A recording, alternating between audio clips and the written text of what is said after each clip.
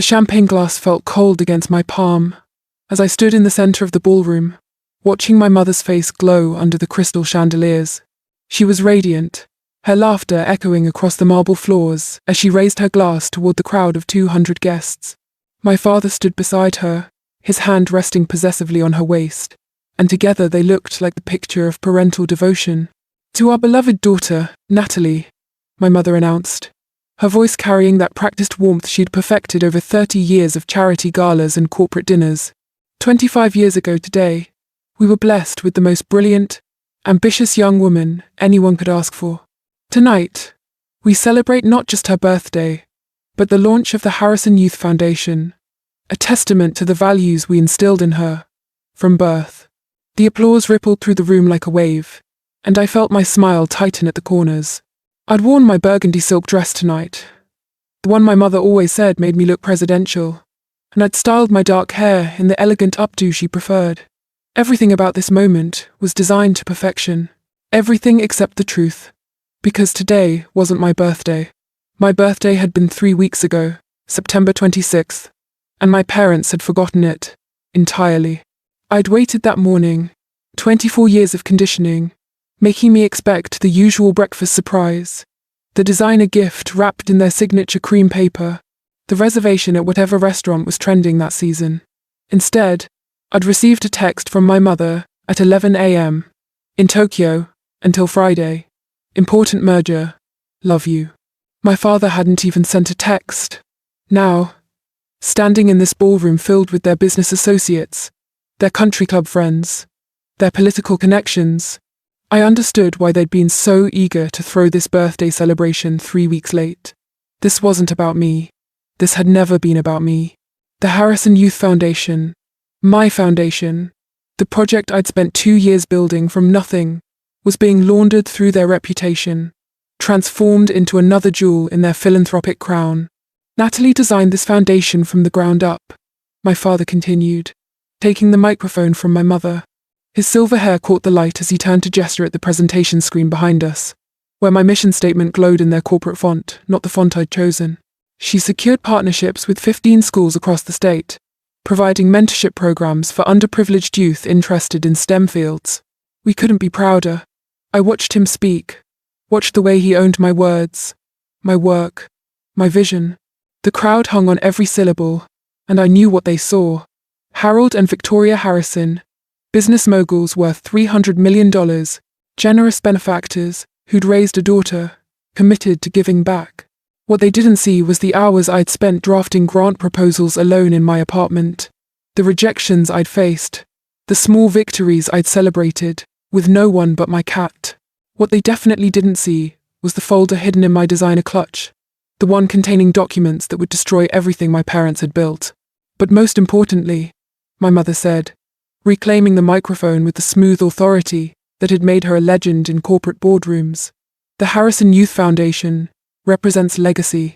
It represents family values. It represents everything we believe about building the next generation.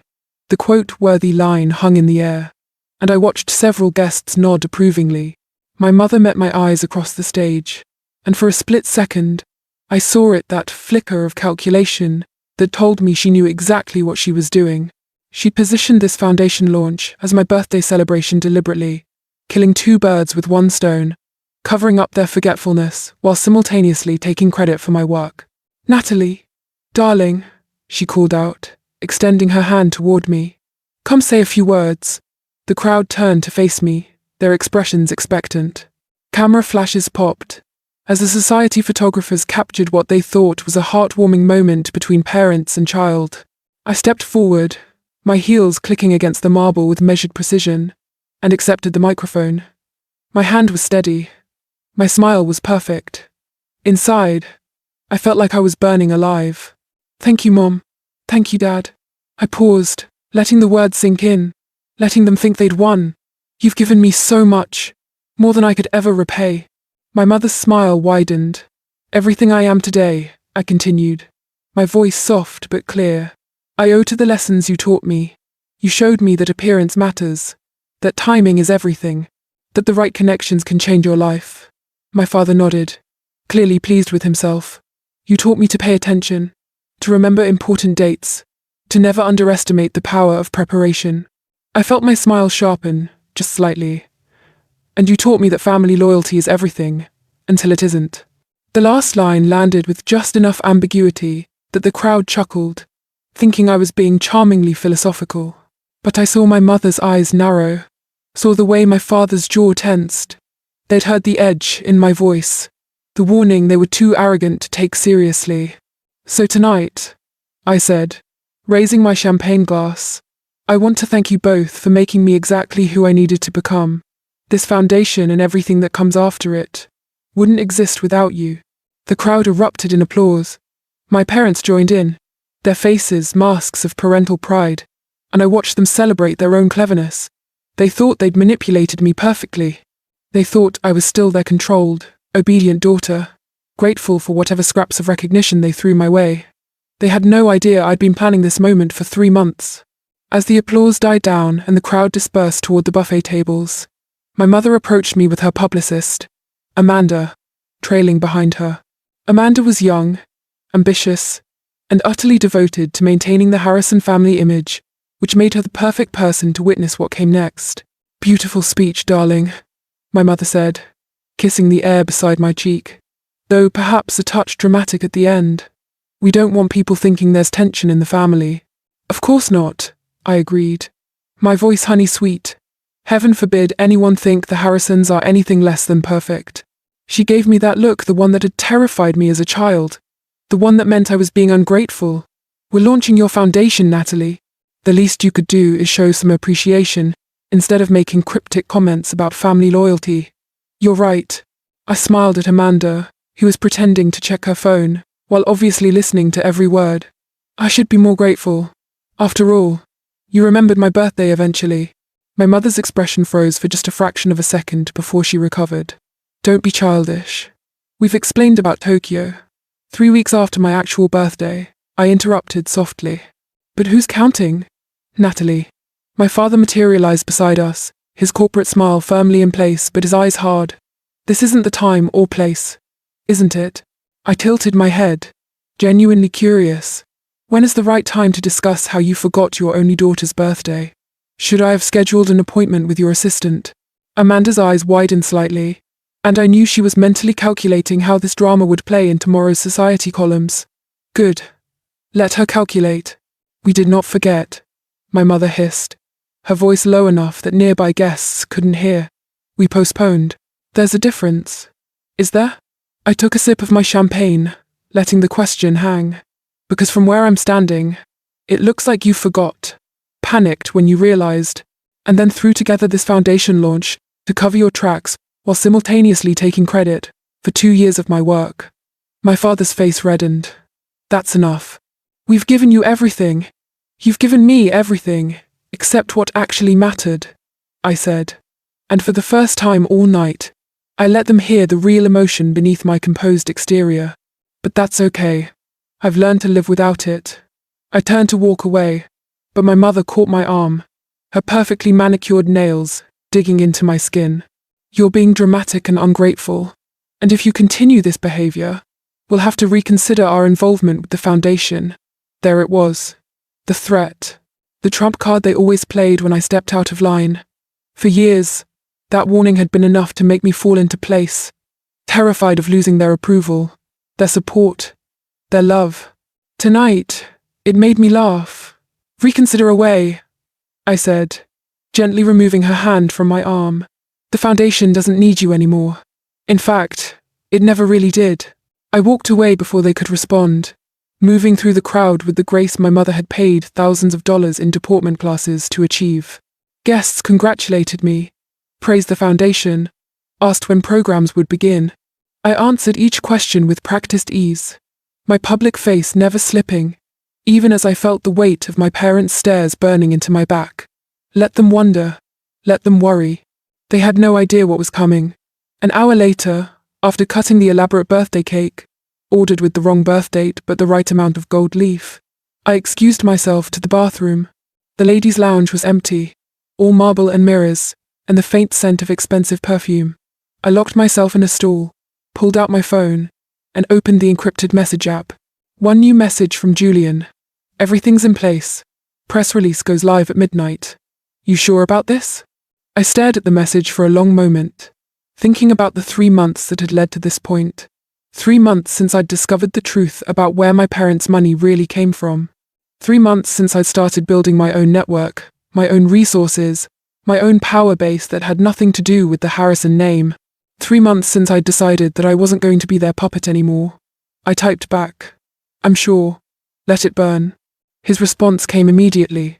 You're terrifying when you're determined. Remind me never to cross you. I smiled at that, a real smile this time, and slipped my phone back into my clutch.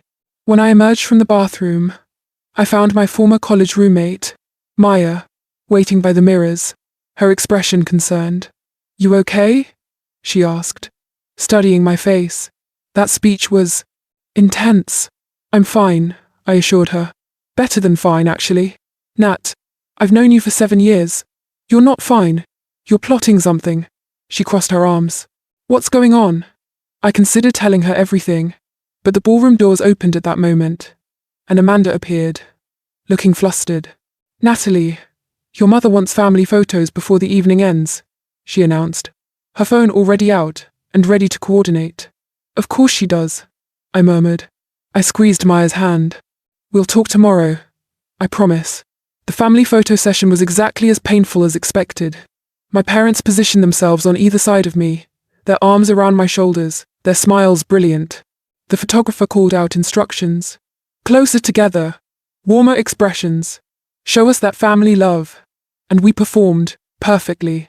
To anyone looking at these photos tomorrow, we would look like the ideal American success story. Wealthy, beautiful, unified. No one would see the cracks beneath the surface. No one would know that my mother's hand on my shoulder felt like a brand, or that my father's smile never reached his eyes, or that I was counting down the minutes until I could destroy everything they'd built. Perfect, the photographer declared. These are going to look amazing in the press release. Speaking of press, my father said, finally dropping his arm from around me, Amanda has arranged interviews for Monday, Society magazine, Business Weekly, and that podcast about young philanthropists. We need to control the narrative around the foundation launch. Actually, I said carefully, I'd prefer to do my own press. My mother laughed, that light, dismissive sound that had punctuated my entire childhood. Darling, you're brilliant at the work itself, but media strategy requires experience. Let us handle it. No. The word dropped into the space between us, like a stone into still water. My parents stared at me, genuinely shocked. I'd said no to them perhaps 3 times in my entire life, and never about something this important to their image. Excuse me? My father said. I said no. I straightened my shoulders. This is my foundation. I'll handle my own press. Natalie, you're being unreasonable. Am I? I looked between them.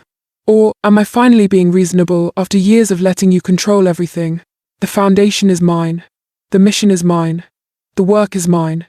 And the press coverage will be mine too. We funded the launch, my mother snapped, her composure finally cracking. We provided the venue, the connections, the legitimacy. Without us, without you, I'd have found another way. I interrupted. I always do. My father's expression darkened. If you continue this attitude, we'll pull our funding. All of it. The foundation will collapse before it even begins. I smiled then. Really smiled. And I saw confusion flicker across his face. You can't pull funding you never actually committed, Dad. Did you think I didn't notice? The checks you promised never materialized. The corporate sponsorships you said you'd secured never came through. You've been stalling for 3 months, while taking photo ops and press coverage. That's not. The foundation is already independently funded, I continued. Private donors, grants I secured myself, and a very generous contribution from an anonymous benefactor who believes in the mission more than they believe in your reputation. Your name is on the letterhead because I let it be there. But that can change. The silence that followed was profound. Even Amanda had stopped pretending to look at her phone, her eyes wide as she witnessed the impossible. A Harrison child standing up to Harold and Victoria Harrison. You ungrateful little, my mother started. But I cut her off. Tomorrow morning, I said quietly, the press is going to run a very different story about tonight. Not the one Amanda prepared. Not the one about the generous Harrison parents launching their daughter's foundation. A real story. About a young woman who built something meaningful, despite her parents' neglect. Not because of their support. "You wouldn't dare," my father said. But I heard the uncertainty in his voice. "Watch me." I walked away for the second time that night, leaving them standing beneath the crystal chandeliers, surrounded by their wealthy friends and expensive decorations, probably wondering when their obedient daughter had grown teeth. The answer was simple. The moment they forgot my birthday. No, that wasn't quite true. I'd started growing teeth long before that. The forgotten birthday was just the final straw, the one that made me stop pretending their love was worth the price they demanded. As I collected my coat from the attendant and stepped out into the October night, my phone buzzed. Another message from Julian. 1 hour until midnight. Last chance to back out. I looked back at the ballroom one final time, watching through the windows as my parents circulated through the crowd, their faces carefully neutral now, probably trying to figure out how much damage I could actually do. They were about to find out. I typed back, "No, backing out. This ends tonight." Because the thing about revenge, I'd learned over these past 3 months, was that it worked best when served cold, calculated, and completely unexpected. My parents thought they knew me, thought they'd raised me to be a certain type of person, malleable and manageable, and eternally grateful. They were about to learn they'd actually raised someone much more dangerous, a woman who'd inherited every ounce of their ruthlessness, but none of their lack of conscience. The car I'd hired waited at the curb, a simple sedan instead of the family's usual ostentatious vehicles. As I slid into the back seat, I caught my reflection in the tinted window burgundy dress, elegant updo, perfect makeup. I looked exactly like my mother, but tomorrow everyone would see the difference. The forgotten birthday hadn't started as a devastating betrayal. At first, it had just been confusing. I'd woken up on September 26 with the kind of anticipation that never quite goes away, no matter how old you get. 25 felt significant, somehow a quarter century, a milestone that seemed to demand recognition. I'd turned off my alarm and checked my phone immediately, expecting the flood of messages that always came on birthday mornings. Nothing from my parents. I told myself they were probably planning a surprise. My mother loved surprises, loved the drama of them, the way they gave her control over everyone's reactions. So I'd gotten dressed carefully, in case they showed up at my apartment, and made coffee while checking my phone every few minutes. By 10 a.m., I'd started to worry. By 11, when my mother's text about Tokyo came through, I'd felt that first twist of something darker than disappointment. But I'd pushed it aside. People forgot things. Parents got busy. It wasn't personal. Except it was personal. It was always personal with them. I'd spent the rest of that day alone in my apartment, eating leftover Chinese food and trying to convince myself it didn't matter.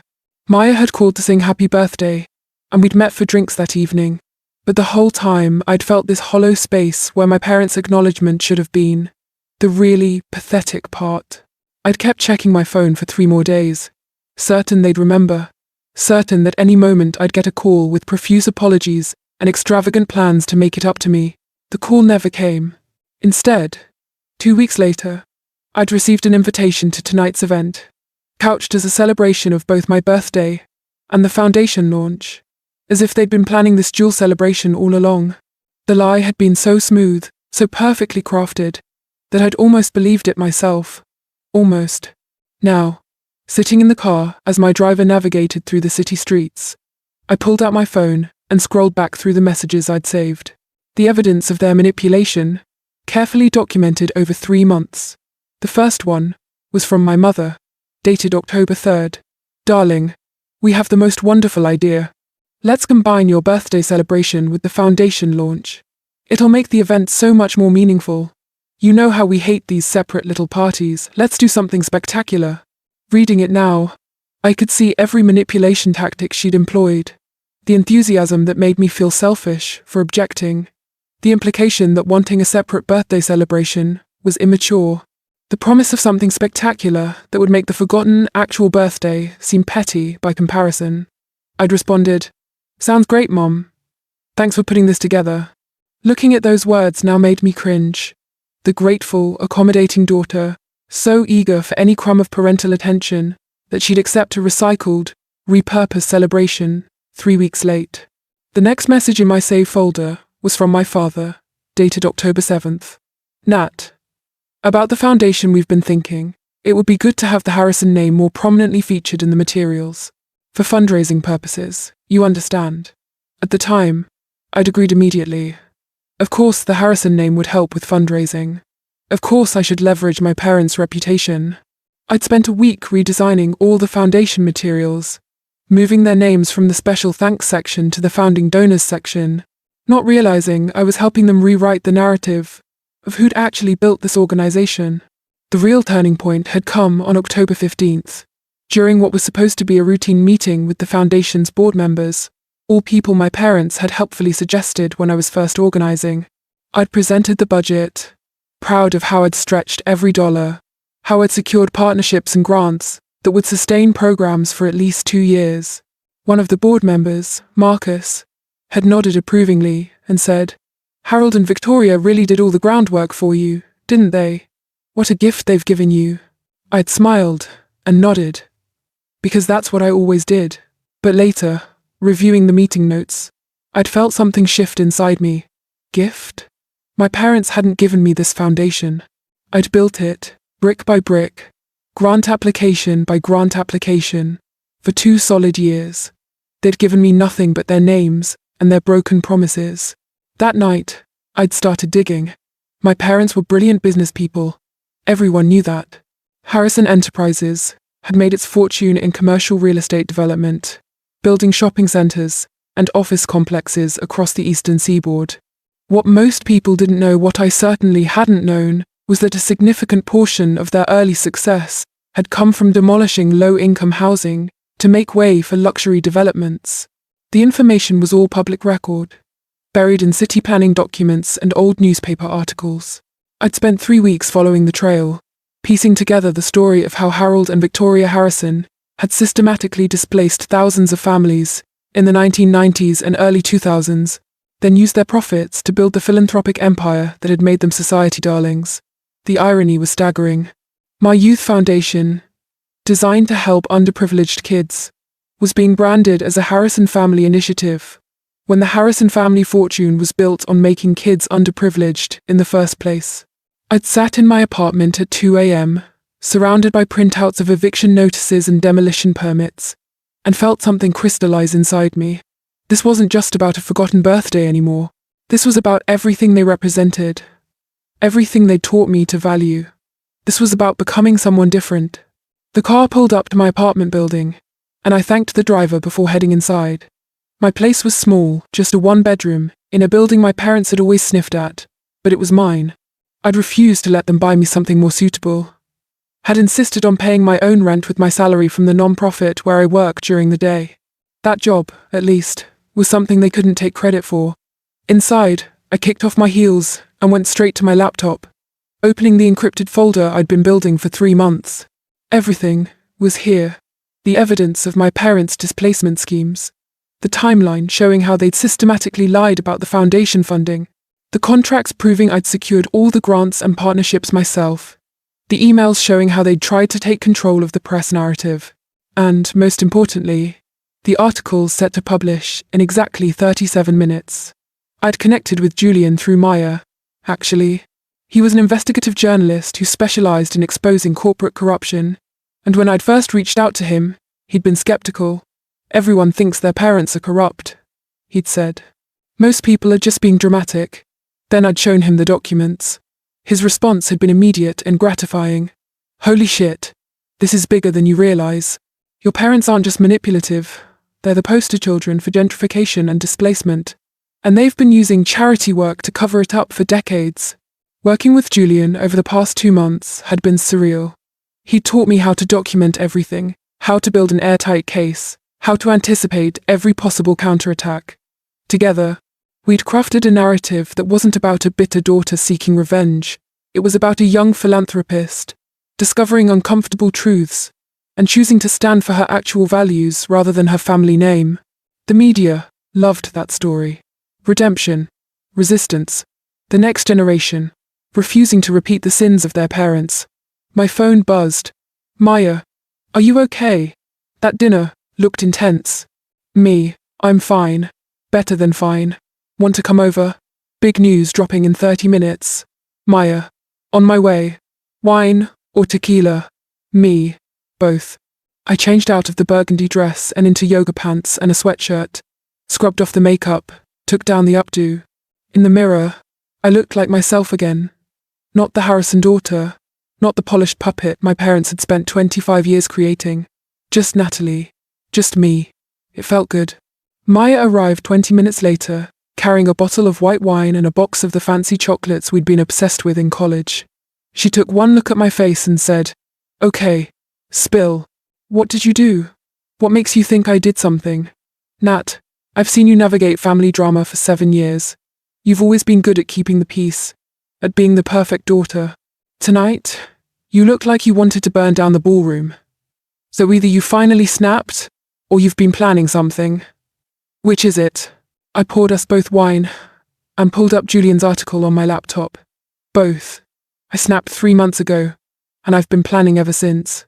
Maya read the headline, "The Harrison Legacy, How One Family Built Fortune on Displacement," while claiming philanthropy, and her eyes went wide. Oh my God. Oh my God. Nat, this is vindication. I finished. Or the end of my relationship with my parents. Maybe both. She kept reading, her expression shifting from shock to horror to something like awe as the article detailed everything.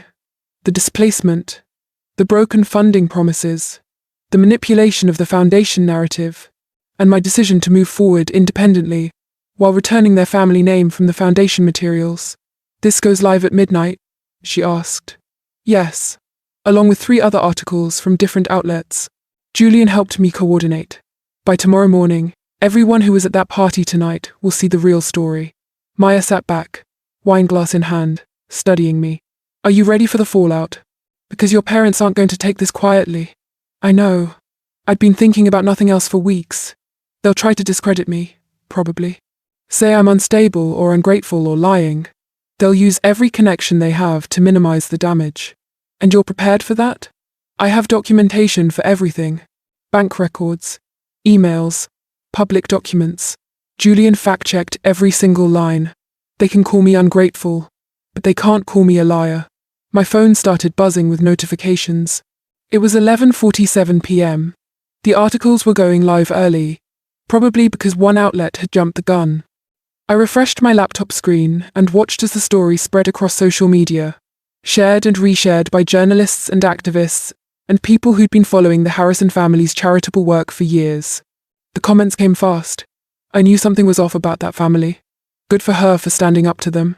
The Harrison Youth Foundation needs to cut ties with the parents immediately. This is what accountability looks like.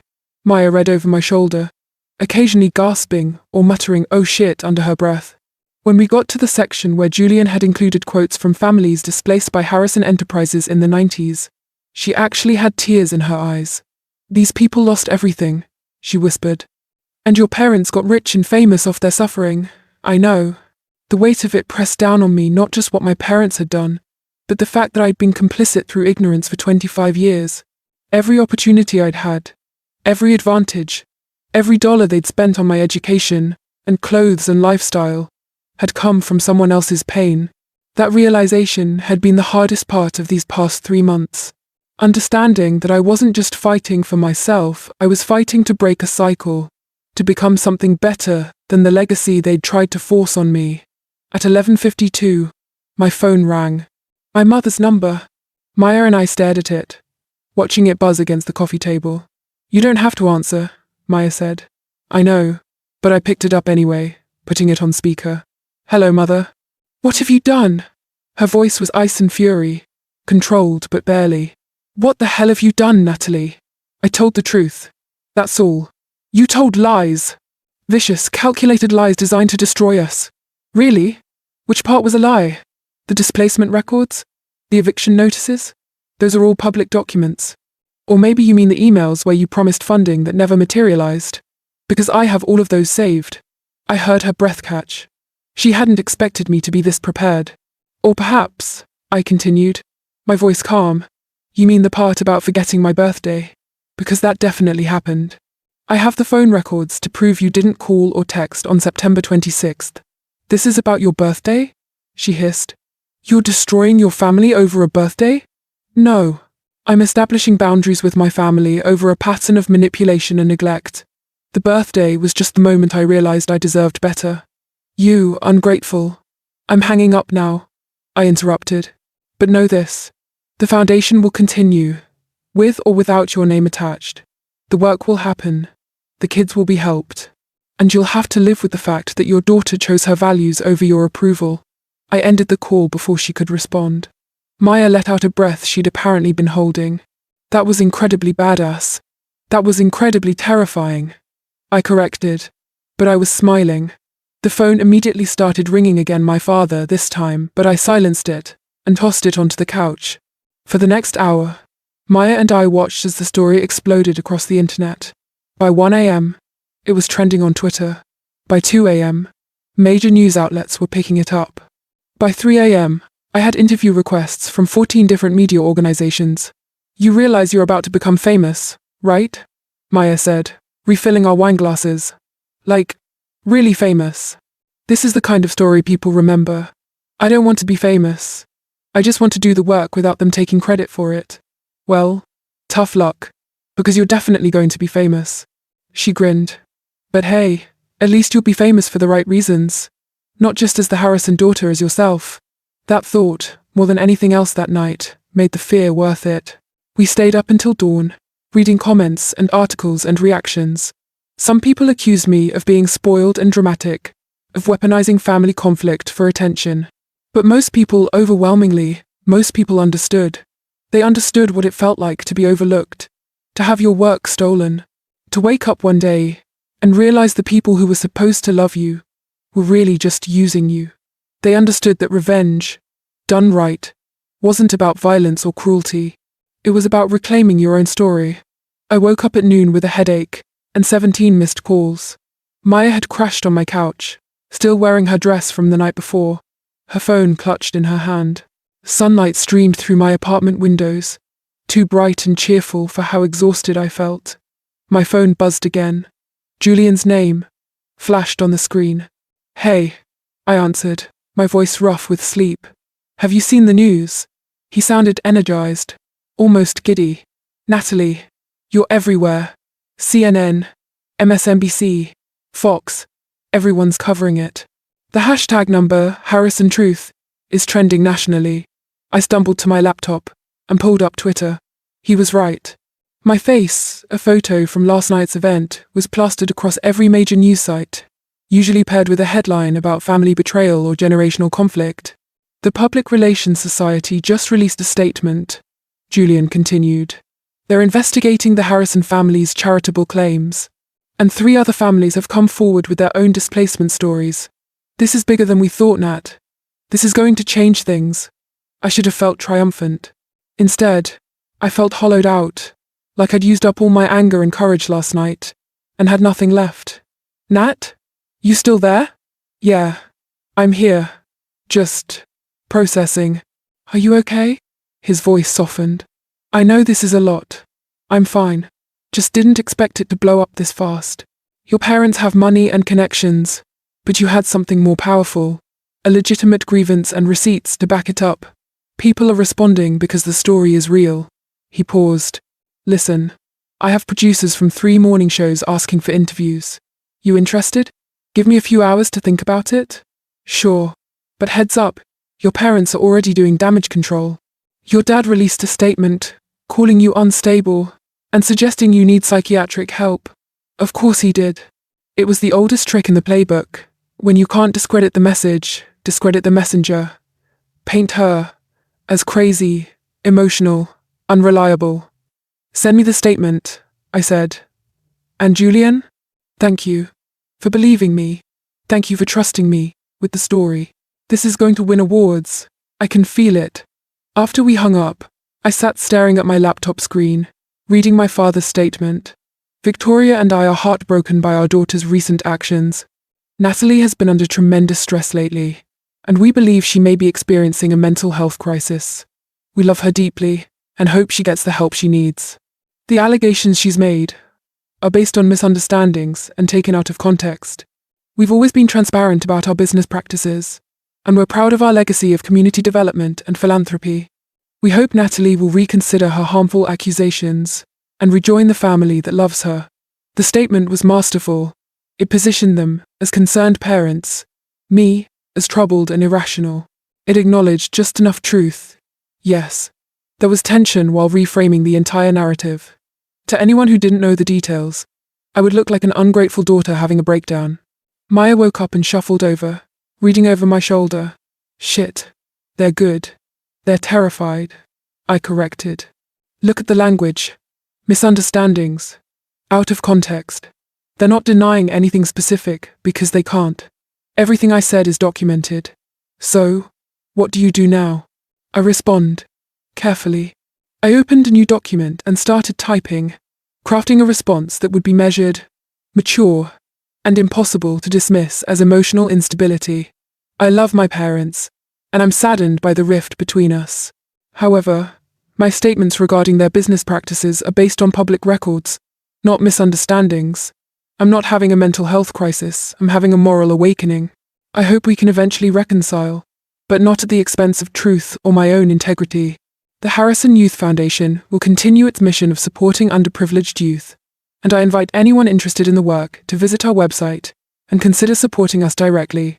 Short, dignified, and it pivoted from family drama back to the mission. I posted it to Twitter and watched it immediately start racking up likes and retweets. Maya read it and nodded. Perfect. You sound sane, mature, and committed to the work. Everything they're trying to say you're not. My phone rang again. This time, it was a number I didn't recognize. Hello? Miss Rettry. Continue Harrison. This is Patricia Wu from the Washington Post. I'm hoping we could talk about your foundation and the recent revelations about your family's business practices. I glanced at Maya, who mouthed to say yes, and took a breath. I'd be happy to talk, Miss Wu. When were you thinking?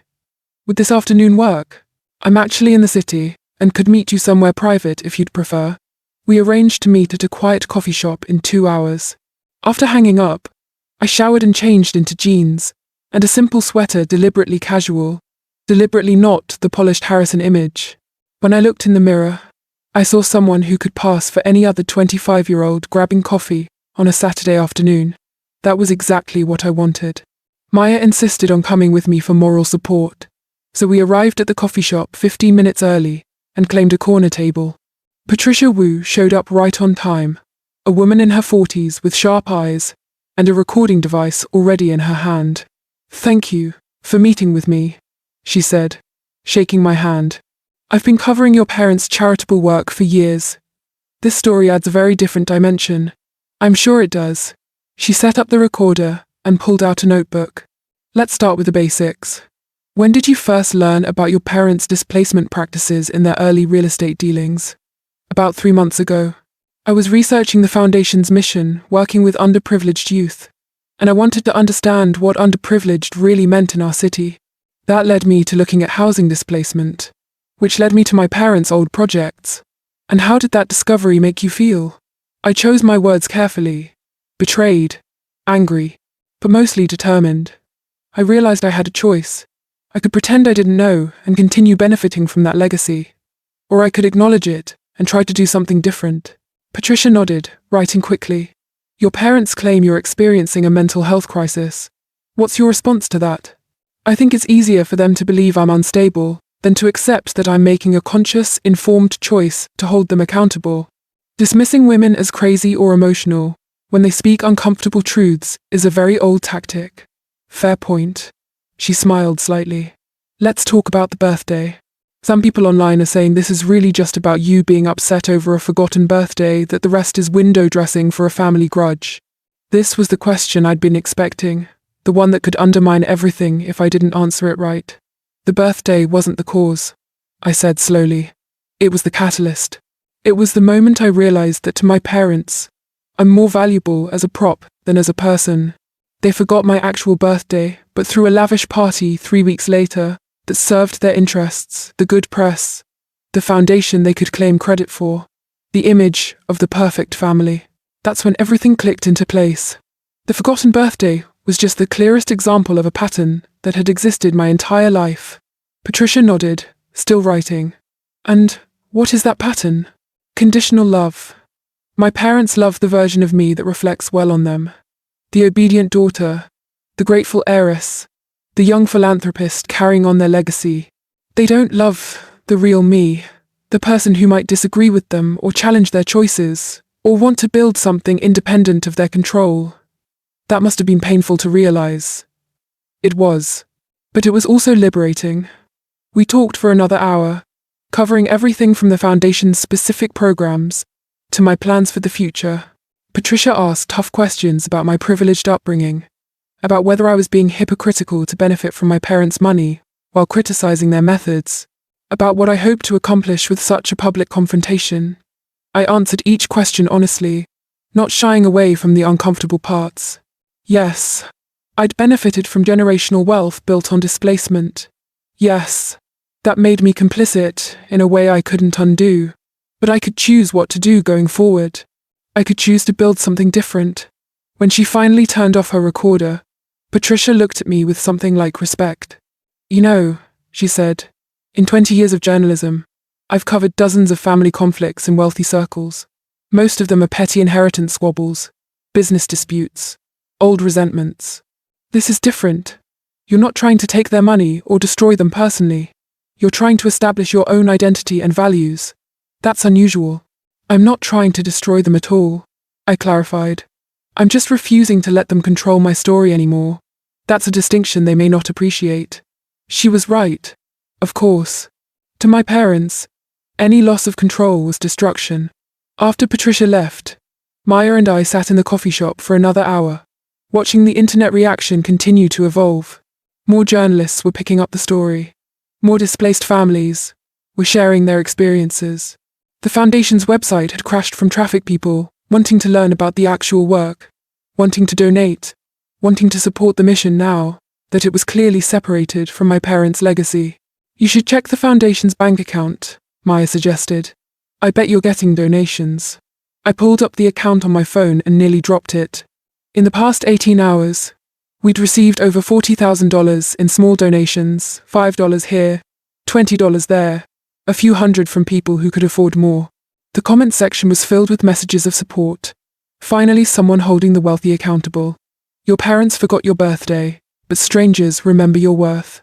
This is how we build a better world, one person at a time, choosing integrity. From one forgotten daughter to another, you're not alone. That last comment made my throat tight. I wasn't alone. All these people, strangers who'd never met me, understood exactly what I was fighting for and why it mattered. My phone buzzed with another call. This time, it was Marcus, one of the board members from the Foundation, one of my parents' people. Natalie, we need to talk, he said without preamble. Emergency board meeting. Tomorrow morning, 9 a.m. What's this about? The Foundation's future. Given the current situation with your family, we need to discuss whether it's appropriate for you to continue leading the organization. I felt ice slide down my spine. Of course, my parents couldn't control me directly anymore, but they could use their influence with the board to remove me from the foundation I'd built. I'll be there, I said, keeping my voice steady. After hanging up, I looked at Maya. They're trying to oust me from my own foundation. Can they do that? Technically? Maybe. I'm the founder and executive director, but the board has authority to remove officers if they believe it's in the organization's best interest. And most of the board members were my parents' recommendations. So what do you do? I thought about that. About all the chess moves I'd made over the past 3 months. I'd anticipated my parents trying to take credit, trying to discredit me, even trying to pull funding. But I hadn't fully prepared for them to try to remove me from the foundation entirely. It was bold and desperate. I document everything, I said finally. I prepare. And I remind the board who actually built this organization and who's been doing the work. That night, I didn't sleep. Instead, I compiled every grant application I'd written, every partnership I'd secured, every program proposal I'd developed. I gathered testimonials from the teachers and mentors who'd agreed to work with us, from the students who'd already signed up for next semester's programs, I built a presentation that told the story of the foundation's creation, not the sanitized version my parents had tried to sell, but the real one, with all its late nights and rejections and small victories. By dawn, I had a case that was irrefutable. The Harrison Youth Foundation existed because of my work, my vision, my dedication. The board could remove me if they wanted, but they'd have to acknowledge they were removing the person who'd made everything possible. At 8:30 the next morning, I walked into the conference room where the board was gathering. 5 faces turned toward me, Marcus, plus 4 others, all successful professionals in their 50s and 60s, all connected to my parents through business or social circles. "Good morning, Natalie," Marcus said, his tone carefully neutral. "Thank you for coming." "Of course." I set my laptop on the table and remained standing. "Before we begin, I'd like to present some information about the Foundation's development and current status." "That won't be necessary," Marcus started, but I was already pulling up my presentation. "I think it's very necessary, actually. If we're going to discuss my role in this organization, everyone should understand exactly what that role has entailed." For the next 30 minutes, I walked them through everything. The timeline of grant applications, starting 18 months before my parents ever knew the foundation existed. The partnerships I'd personally negotiated with school districts. The curriculum I developed with input from educators. The budget I'd balanced and rebalanced to make every dollar count. Then I showed them the donation records from the past 48 hours, the $40,000 that had poured in, all tagged with messages supporting me specifically, supporting the foundation's independence from my parents' legacy. "These donors aren't supporting the Harrison name," I said quietly. "They're supporting the mission. They're supporting authenticity and accountability. If you remove me, you'll lose that support. The foundation will lose its credibility." Marcus shifted uncomfortably. "Your recent actions have put the foundation in a difficult position." "My recent actions have brought unprecedented attention and support to the foundation," I interrupted. "We've received more donations in 2 days than we projected for the entire first quarter. Our website has been visited by over 100,000 people. 3 major newspapers have requested interviews about our programs. This isn't a crisis, it's an opportunity." One of the other board members, a woman named Candace, who'd always seemed more independent than the others, spoke up. "What exactly is your relationship with your parents now? Because if there's going to be ongoing public conflict, that does create complications." "I don't plan to discuss them publicly anymore," I said honestly. "I've said what I needed to say. Now I want to focus on the work. But I also won't lie or cover up the truth if asked directly. The Foundation's mission is to help young people from disadvantaged backgrounds. It would be hypocritical to build that mission on a lie about where our founding resources came from." "Your parents claim they provided significant funding," Marcus said. "And I have bank records proving they didn't." I pulled up the financial documents. They made promises. They took photo opportunities. But the actual funding came from grants I secured, from small donors, and from my own savings. "You can verify every deposit." The room went quiet. I could see them processing, calculating, trying to figure out which side of this conflict served their interests. Finally, Candace spoke again. "I move that we table any discussion of Natalie's removal. The foundation is clearly thriving under her leadership, and I see no operational reason to make changes at this time." "I second that," another board member said, a man named Philip, who'd been quiet until now. Marcus looked frustrated, but he was outvoted. "Fine. Motion tabled. But Natalie, I need you to understand that any further public drama could force us to revisit this discussion." "Understood. I have no interest in public drama. I'm interested in doing the work." The meeting ended shortly after, and I gathered my things, feeling the adrenaline starting to fade. I'd won this round, but I knew it wasn't over. My parents would keep trying to find ways to control or discredit me. This was a war of attrition now, not a single battle. Outside the conference room, Candace caught up with me. "That was impressive," she said. "I've known Harold and Victoria for 15 years, and I've never seen anyone stand up to them like that. Thank you for supporting me." "I didn't support you as a favor," she said. "I supported you because you're right. I've had my own concerns about their business practices for years, but they're powerful people, and I didn't want to make enemies. You were brave enough to speak up. That deserves recognition." She handed me her business card. "I run a venture capital firm focused on social enterprises. If you ever want to expand the foundation or start new projects, call me. I'd be interested in funding work that actually makes a difference." After she left, I stood in the hallway for a moment, letting that sink in. This was the part I hadn't fully anticipated. The way taking a stand would open new doors, create new opportunities. I'd been so focused on what I might lose by confronting my parents that I hadn't considered what I might gain. My phone buzzed. "Julian, Washington Post article just went live. It's good. Really good." I pulled up the article on my phone. Inside, one young philanthropist's fight for authenticity. How Natalie Harrison chose values over family. Patricia had written a balanced, thoughtful piece that presented both sides, while making it clear where the evidence pointed.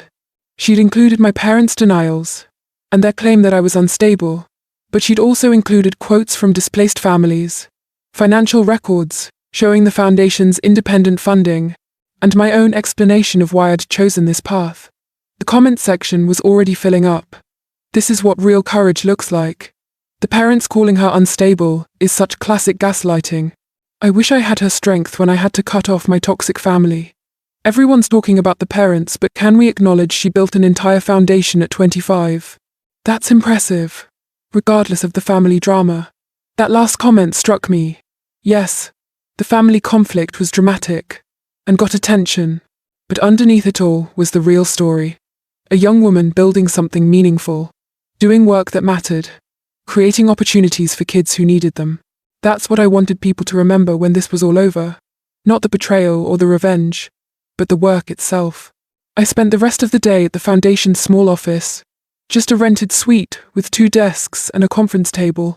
But it was ours. I answered emails from potential mentors, reviewed applications from students who wanted to join the program, drafted thank you notes for recent donors. This was what I'd built. This was what mattered.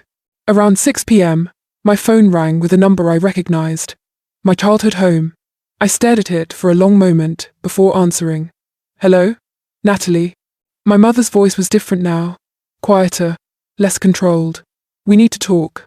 Really talk. Can you come to the house? I don't think that's a good idea. Please. Your father and I have been discussing things. We may have overreacted. We'd like a chance to explain our perspective." Every instinct I had screamed that this was a trap. But another part of me, the part that was still their daughter, still wanted their approval, despite everything, wondered if maybe, possibly, they were actually ready to listen. "I'll meet you tomorrow," I said finally, "at a neutral location. Not the house." "Fine. Where?" "The Riverside Cafe. 2 p.m. After I hung up, I immediately called Maya. "They want to meet," I told her. "What do I do? What do you want to do?" That was the question, wasn't it? What did I actually want from my parents now? An apology? Acknowledgement? Or just closure? I want to hear what they have to say, I decided. But I'm going in with my eyes open this time. Maya agreed to come with me, to wait at a nearby table, as backup, in case things went badly.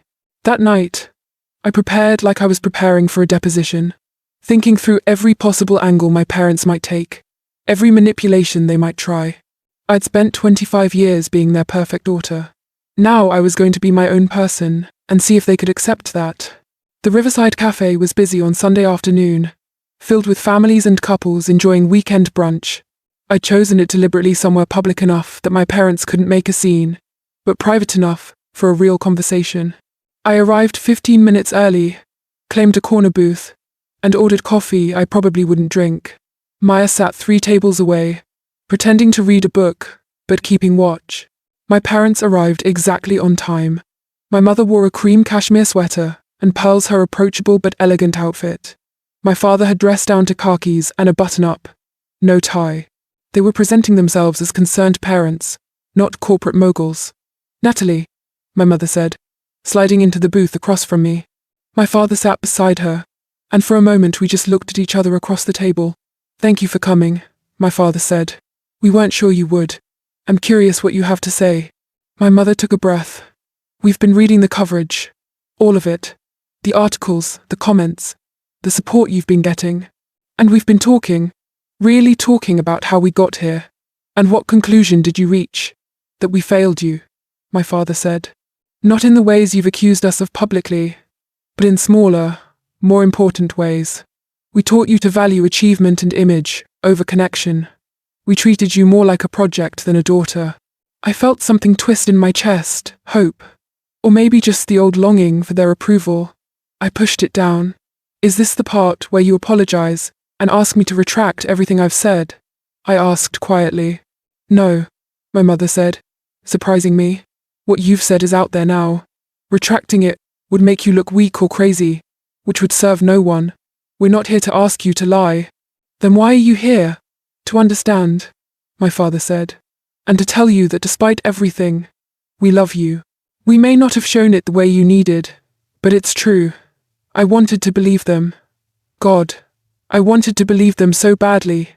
But I'd spent 3 months learning to see through their careful presentations, their strategic sincerity. You forgot my birthday, I said. And when I called you out on it at the gala, you threatened to pull funding from the foundation. Those aren't the actions of people who love me. Those are the actions of people trying to control me. You're right, my mother said. And hearing her admit, it made something crack inside me. We've used control as a substitute for actual connection. It's what we know. It's how we were raised. But that doesn't make it right. So what do you want from me? They looked at each other, some unspoken communication passing between them. Space, my father said finally. Time. A chance to prove that we can change. We're not asking you to forgive us or trust us. We're just asking that you don't completely shut us out. I studied their faces, looking for the manipulation, the angle, but all I saw was exhaustion, and something that might have been genuine regret. The foundation stays independent, I said. My name, my mission, my control. You don't get to take credit or influence decisions. Agreed, my mother said. And if you ever try to use your connections to undermine me again, we're done. Permanently. Understood. And you need to issue a public statement retracting the claim that I'm mentally unstable. That wasn't just unfair. It was dangerous. It's a tactic used to silence women, and you know better. My father nodded. We'll have our publicist draft something today. I sat back, trying to process this. They were agreeing to everything, which made me suspicious.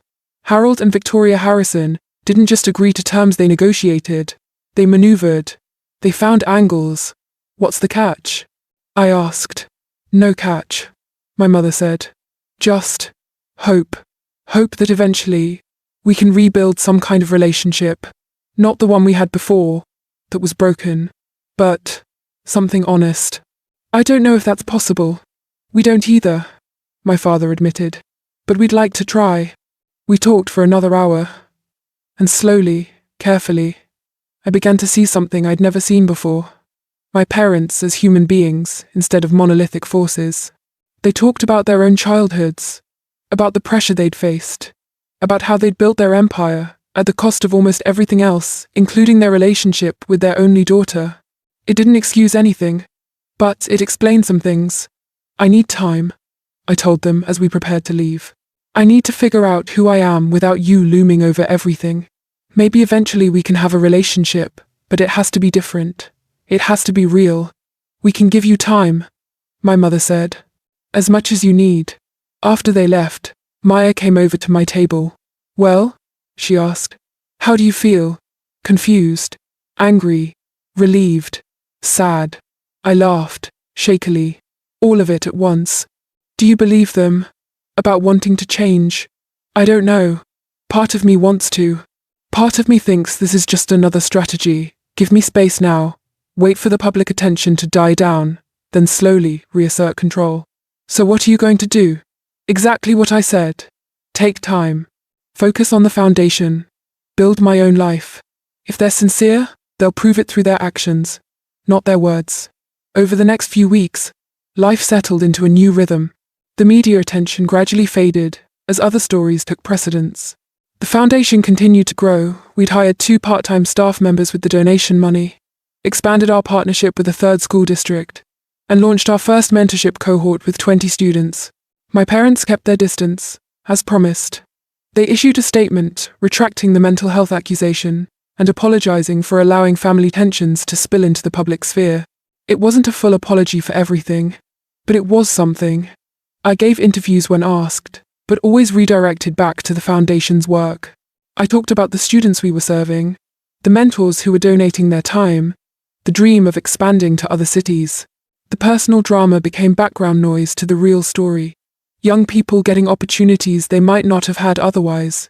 Candace, the board member who'd supported me, made good on her offer. Her venture capital firm invested $50,000 in the foundation, with the stipulation that we develop a 5-year expansion plan. Working on that plan, dreaming bigger than I'd ever allowed myself to dream before, felt like breathing for the first time in years. But even as things improved, I carried the weight of what had happened. The betrayal, the confrontation, the breaking and rebuilding. Some days I felt strong and vindicated.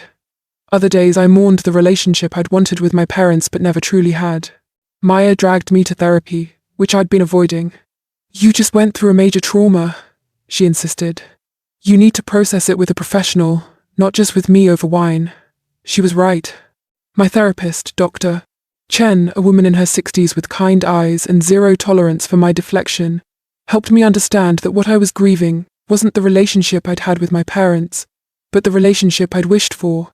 The fantasy parents who would have celebrated my birthday, supported my work without trying to control it, loved me unconditionally. Those parents never existed, Dr. Chen said gently, and mourning them is healthy.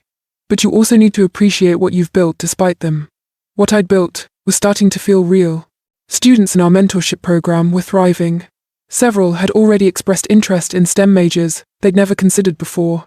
Teachers reported increased engagement. Parents sent thank you notes that made me cry. This was the revenge that mattered, I realized, not the public confrontation or the media coverage. This proving that I could build something meaningful, something that helped people, something that existed entirely separate from my parents' legacy. 3 months after the gala, I got an unexpected email. It was from a woman named Patricia, not Patricia Wu, the journalist, but Patricia Morrison, one of the families who'd been displaced by my parents' developments in 1997. She'd seen the news coverage and wanted to thank me for speaking up. "My family lost our home when I was 12, she wrote. "We spent 2 years in temporary housing while your parents built luxury condos where our apartment building used to be. It destroyed my parents' marriage and derailed my education. For years I thought I was the only one who remembered, who still hurt from it. But your willingness to acknowledge what your family did that meant something. It meant someone saw us. Even all these years later, I read that email 3 times, tears streaming down my face. Then I did something I'd been considering for weeks. I started a second initiative, separate from the Youth Foundation, the Harrison Reparations Fund. I reached out to Julian, to Patricia Wu, to activists who'd been tracking displacement in our city for decades. Together, we identified families who'd been displaced by Harrison Enterprises projects. I couldn't undo what had been done. I couldn't give them back the years they'd lost, or the homes they'd been forced to leave. But I could acknowledge the harm. I could create a fund that provided housing assistance, educational support, and mental health resources. I could take the privilege I'd inherited and redirect it toward repair. When I told my parents about the reparations fund in an email, not a phone call, their response was 2 days in coming. "We understand why you feel you need to do this," my mother wrote. "We don't agree with the characterization of our business practices as harmful, but we respect your choice to allocate your personal resources this way. We will not interfere." It was the closest thing to approval I'd gotten from them in months, and the fact that it didn't matter to me as much as it once would have, that felt like growth. By December, life had found a new normal. I was busy, fulfilled, building something that mattered. I still thought about my parents every day, still felt the complicated tangle of love and hurt and anger that probably wouldn't ever fully resolve. But I'd learned something crucial. I didn't need their approval to be worthy. I didn't need their recognition to know my work was valuable. I didn't need their love to be whole. I had myself.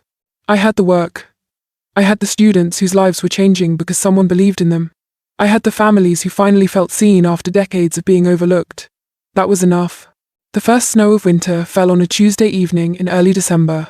I was working late at the foundation office, reviewing applications for our spring mentorship cohort, when my phone buzzed with a text from a number I didn't recognize. "Hi Natalie, this is Timothy Fletcher. I was in your foundation's first mentorship group. I just got accepted to MIT, early admission for computer science. I wanted you to be one of the first to know. Thank you for believing in me." I stared at that message for a long time, feeling something warm and solid settle in my chest. This was the point. Not the media coverage, or the confrontation with my parents, or even the moral stand I'd taken. This kid, getting into his dream school, having opportunities he might not have had otherwise. I texted back immediately, "Timothy, that's incredible. I'm so proud of you. Can't wait to celebrate with the whole group." His response came fast. "You should be proud of yourself too. You changed my life." I saved that message, printed it out, put it on the wall of my office, the first of what I hoped would be many. The holiday season was strange without my family's usual traditions. No elaborate Harrison Christmas party at the country club. No obligatory shopping trips with my mother. No stilted formal dinner where we all pretended to be the perfect family. Instead, I spent Christmas Eve volunteering at a youth shelter, serving dinner alongside Maya and some of the foundation's mentors. I spent Christmas Day at Maya's parents' house, surrounded by the chaotic warmth of her big extended family. They didn't know my whole story, just that I was Maya's friend who wasn't seeing her own family this year, and they welcomed me without question. Maya's mom hugged me so tight, I could barely breathe. "Any friend of Maya's is family to us," she said. "And you don't need a reason beyond that."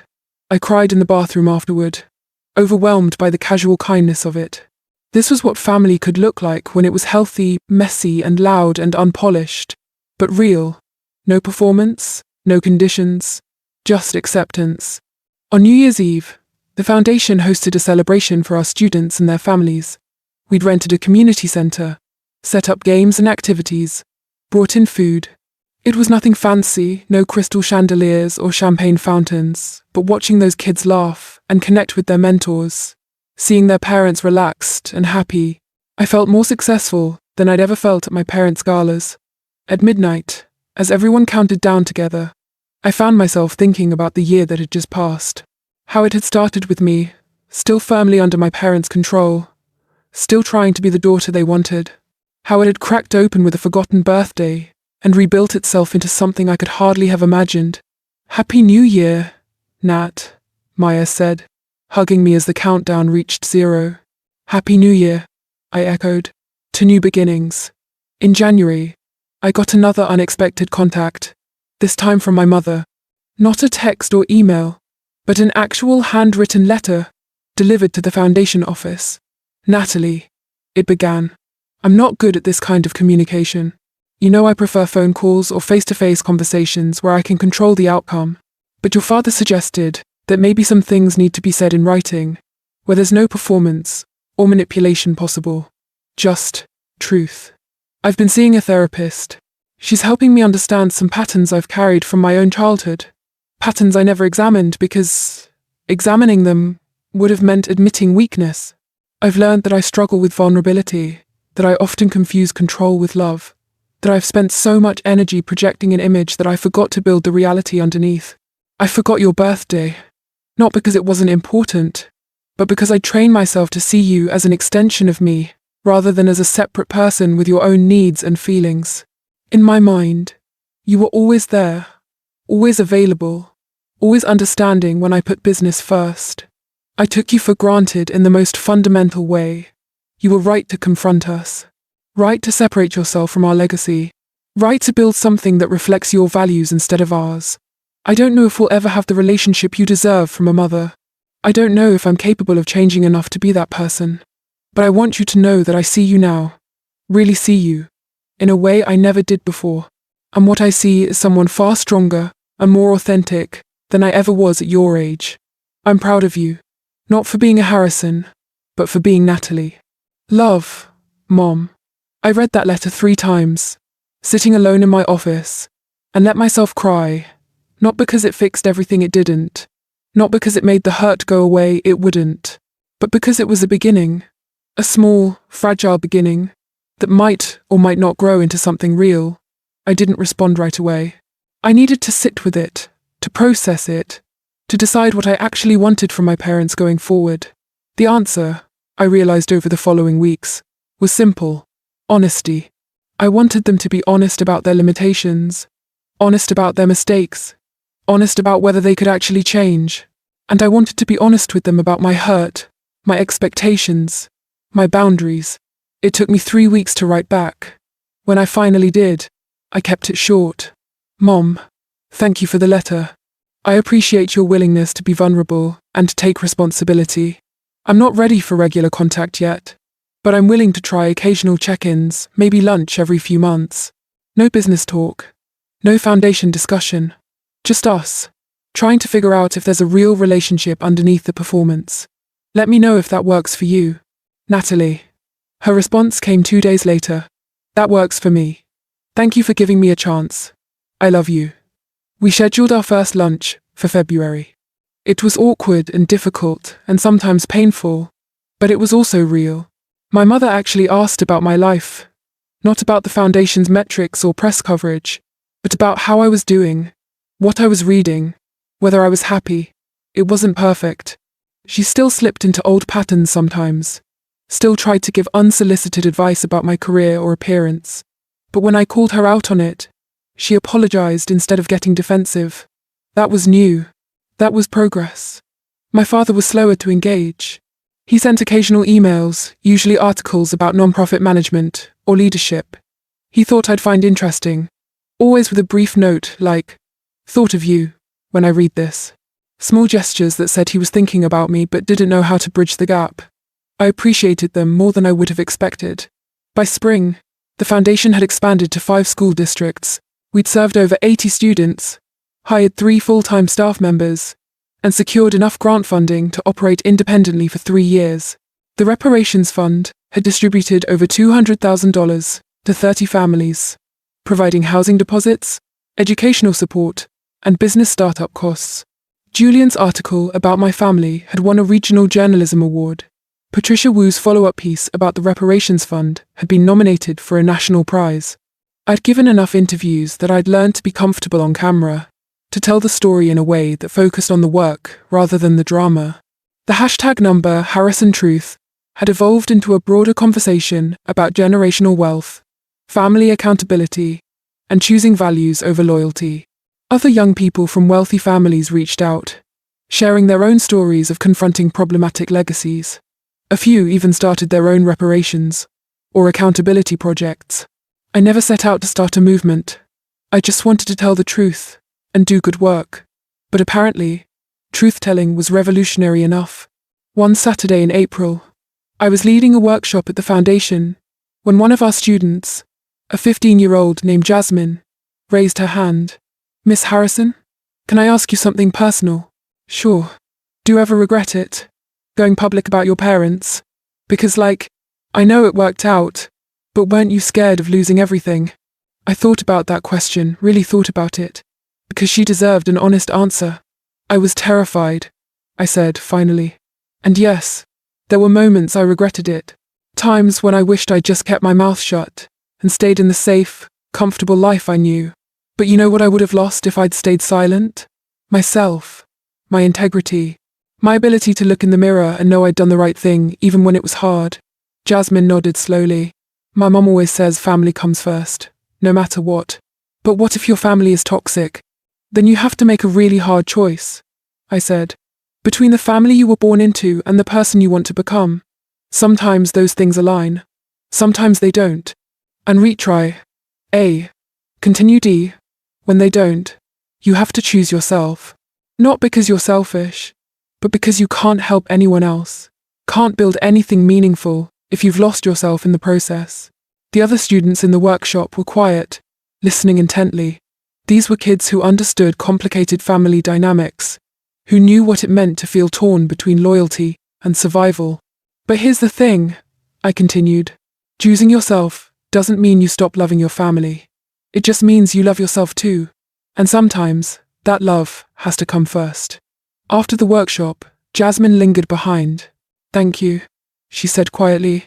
"My dad left when I was little, and my mom works 2 jobs. And sometimes I feel guilty for wanting more than what we have. Like I'm betraying her by wanting to go to college or have a different life." I felt my heart constrict. Wanting more doesn't mean you don't appreciate what she's given you. Your mom is working those 2 jobs because she wants you to have opportunities, Honor that sacrifice by taking those opportunities, by becoming the person she's working so hard to help you become. But what if I fail? What if I get to college and I can't handle it? Or I realize I don't belong there? Then you try again. You adjust. You learn. I squeezed her shoulder gently. Jasmine, you're already brave enough to be here, to participate in this program, to ask hard questions. That same courage will carry you through whatever comes next. She hugged me suddenly, fiercely, and I held on tight, thinking about all the ways courage manifested.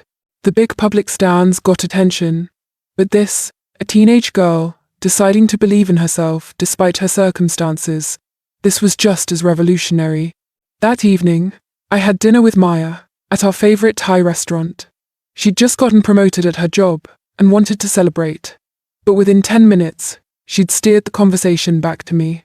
"You're different," she observed, studying me across the table. "Not bad. Different. Just lighter. Like you're not carrying as much weight." "I feel lighter," I admitted. "Like I've put down a burden I didn't even realize I was carrying. The burden of being the perfect Harrison daughter. The burden of pretending. Of performing. Of constantly monitoring myself to make sure I was being who they needed me to be." I took a sip of wine. I still have hard days. I still miss the fantasy of who I thought they were. But I don't miss the person I had to be around them. Maya raised her glass. "To becoming who you actually are, instead of who you're supposed to be. To authenticity," I agreed, clinking my glass against hers. "Even when it's messy. Especially when it's messy." We talked late into the night about everything and nothing, her new promotion, a guy she was dating, a trip we wanted to take that summer, normal things, friend things, the kind of conversation I'd rarely had time for when I was so focused on managing my parents' expectations. This was what I'd gained, I realized. Not just independence or integrity, but space. Space to figure out who I was, what I wanted, how I wanted to spend my energy. Space to build friendships that weren't strategic or transactional. Space to just be. In May, I gave a TEDx talk about generational accountability. The organizers had reached out months earlier, and I'd almost said no public speaking. Still made me nervous, and I didn't want to be defined forever as the woman who exposed her parents. But Julian had convinced me. "You have something important to say beyond your family drama," he'd argued. "You've built a model for how young people can inherit privilege responsibly. That message matters." So I wrote a talk about the moment I discovered my parents' displacement practices, about the choice between complicity and accountability, about building something that repaired instead of repeated harm. I practiced it 50 times, tweaking every word, every pause, every emphasis. The day of the talk, I was terrified. Maya sat in the front row for moral support, and I focused on her face as I walked onto the stage. "My parents forgot my birthday," I began, and the audience laughed, thinking I was being hyperbolic.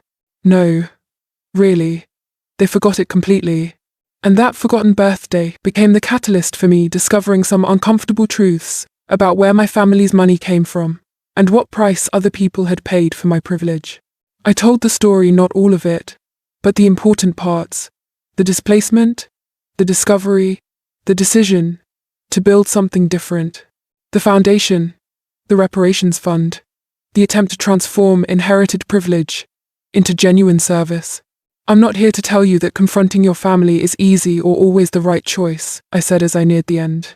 "I'm here to tell you that sometimes the most radical thing you can do is tell the truth, especially when that truth is uncomfortable for the people who have power over you."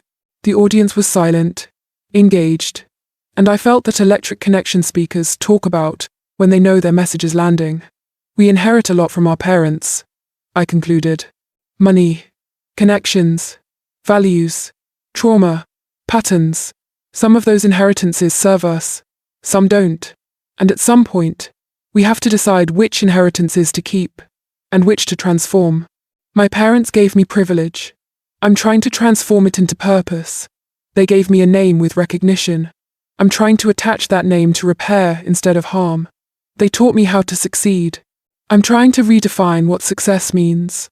I paused, looking out at the audience. And yes, they forgot my birthday.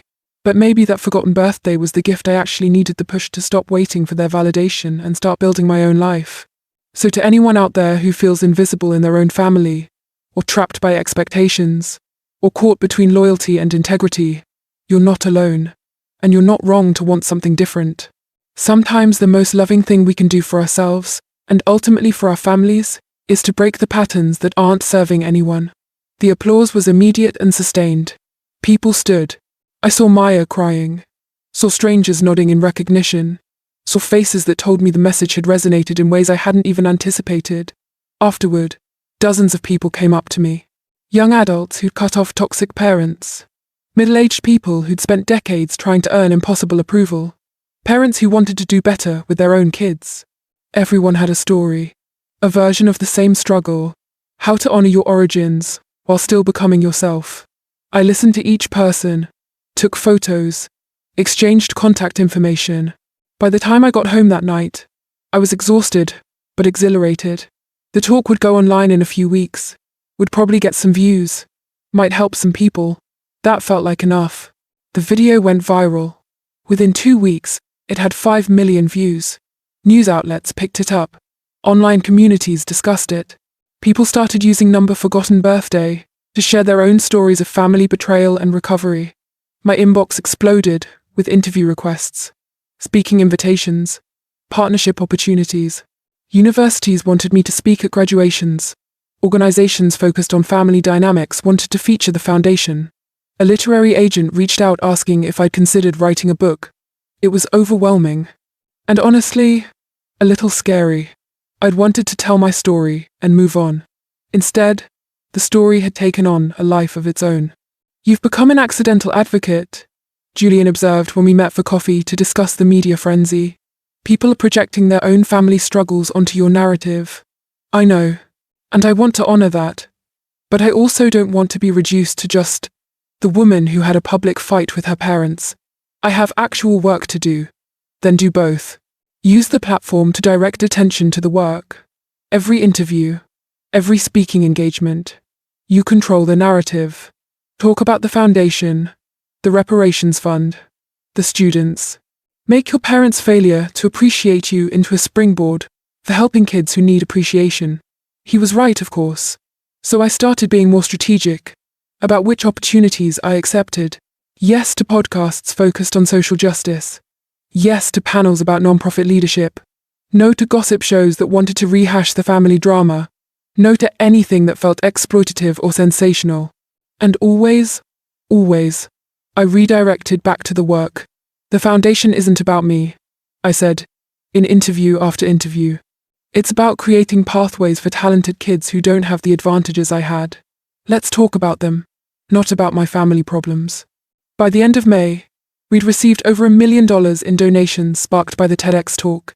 The foundation's board, now including Candice and several other professionals I'd recruited independently of my parents, voted to expand to 10 more cities over the next 3 years. We hired a director of operations, a development coordinator, and a program manager. Suddenly, I wasn't doing everything myself anymore. I had a team, a real organization, something that would outlive any individual drama or personality. That realization hit me one afternoon as I sat in a staff meeting, listening to my team discuss strategies for the expansion. This thing I'd built, in anger and hurt and determination, had become bigger than me. It had its own momentum, its own identity, its own potential. I'd set out to prove I could build something without my parents' help. I'd succeeded beyond what I'd imagined. And now, the question was, what next? The answer came in an unexpected form. A phone call from my father in early June. "Natalie, I need to talk to you about something important. Can we meet?" His voice sounded different. Older, maybe, or just more tired. I almost said no. Our relationship had been cautiously improving, but we still only saw each other every few months, in carefully structured settings. "What's this about?" I asked. "The company, Harrison Enterprises. I'd rather discuss it in person." We met at a park near my apartment. Neutral territory, where neither of us had home field advantage. My father arrived in casual clothes, jeans, and a polo shirt, and for the first time I could remember, he looked uncertain. "Thank you for meeting me," he said, as we walked along the path beside the river. I know I don't deserve your time. Dad, what's going on? He was quiet for a long moment, watching the water. Your mother and I have been doing a lot of reflecting, since everything happened. About the business, about our methods, about what we've built, and how we built it. Okay, we're restructuring Harrison Enterprises, selling off most of the real estate holdings and transitioning to a different model, sustainable development, with an emphasis on affordable housing and community benefit. We're working with the same families you identified for the reparations fund, trying to make meaningful amends. I stopped walking, staring at him. You're serious? Completely. It's going to take years, and we'll probably never fully repair the harm we caused. But we want to try. He met my eyes. You were right, Natalie. About all of it. We built our success on other people's suffering, and then we wrapped it in charity work to feel better about ourselves. That has to change. What brought this on? Honestly? Watching you. Watching you build something from nothing. Something that actually helps people, instead of displacing them. Watching you take responsibility for a legacy you didn't create, but inherited. He smiled sadly. You shamed us. Not with your accusations, but with your actions. You showed us what integrity actually looks like. I didn't know what to say. This was beyond anything I'd expected or hoped for.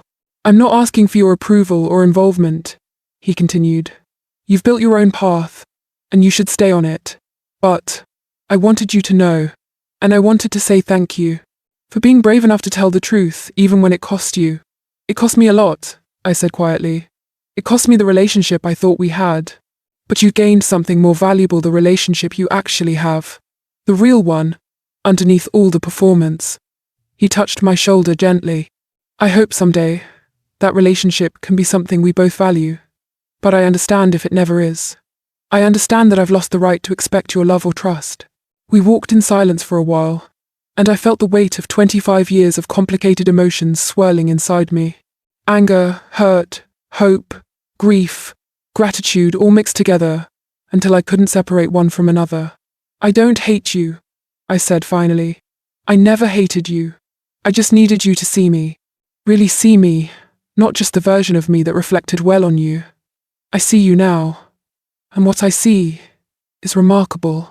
After my father left, I sat on a bench overlooking the river for a long time, trying to process what had just happened. My parents were actually changing, actually taking responsibility, actually trying to build something different. It didn't erase the past, didn't undo the harm they'd caused, or the years I'd spent feeling invisible. But it was something. A beginning maybe.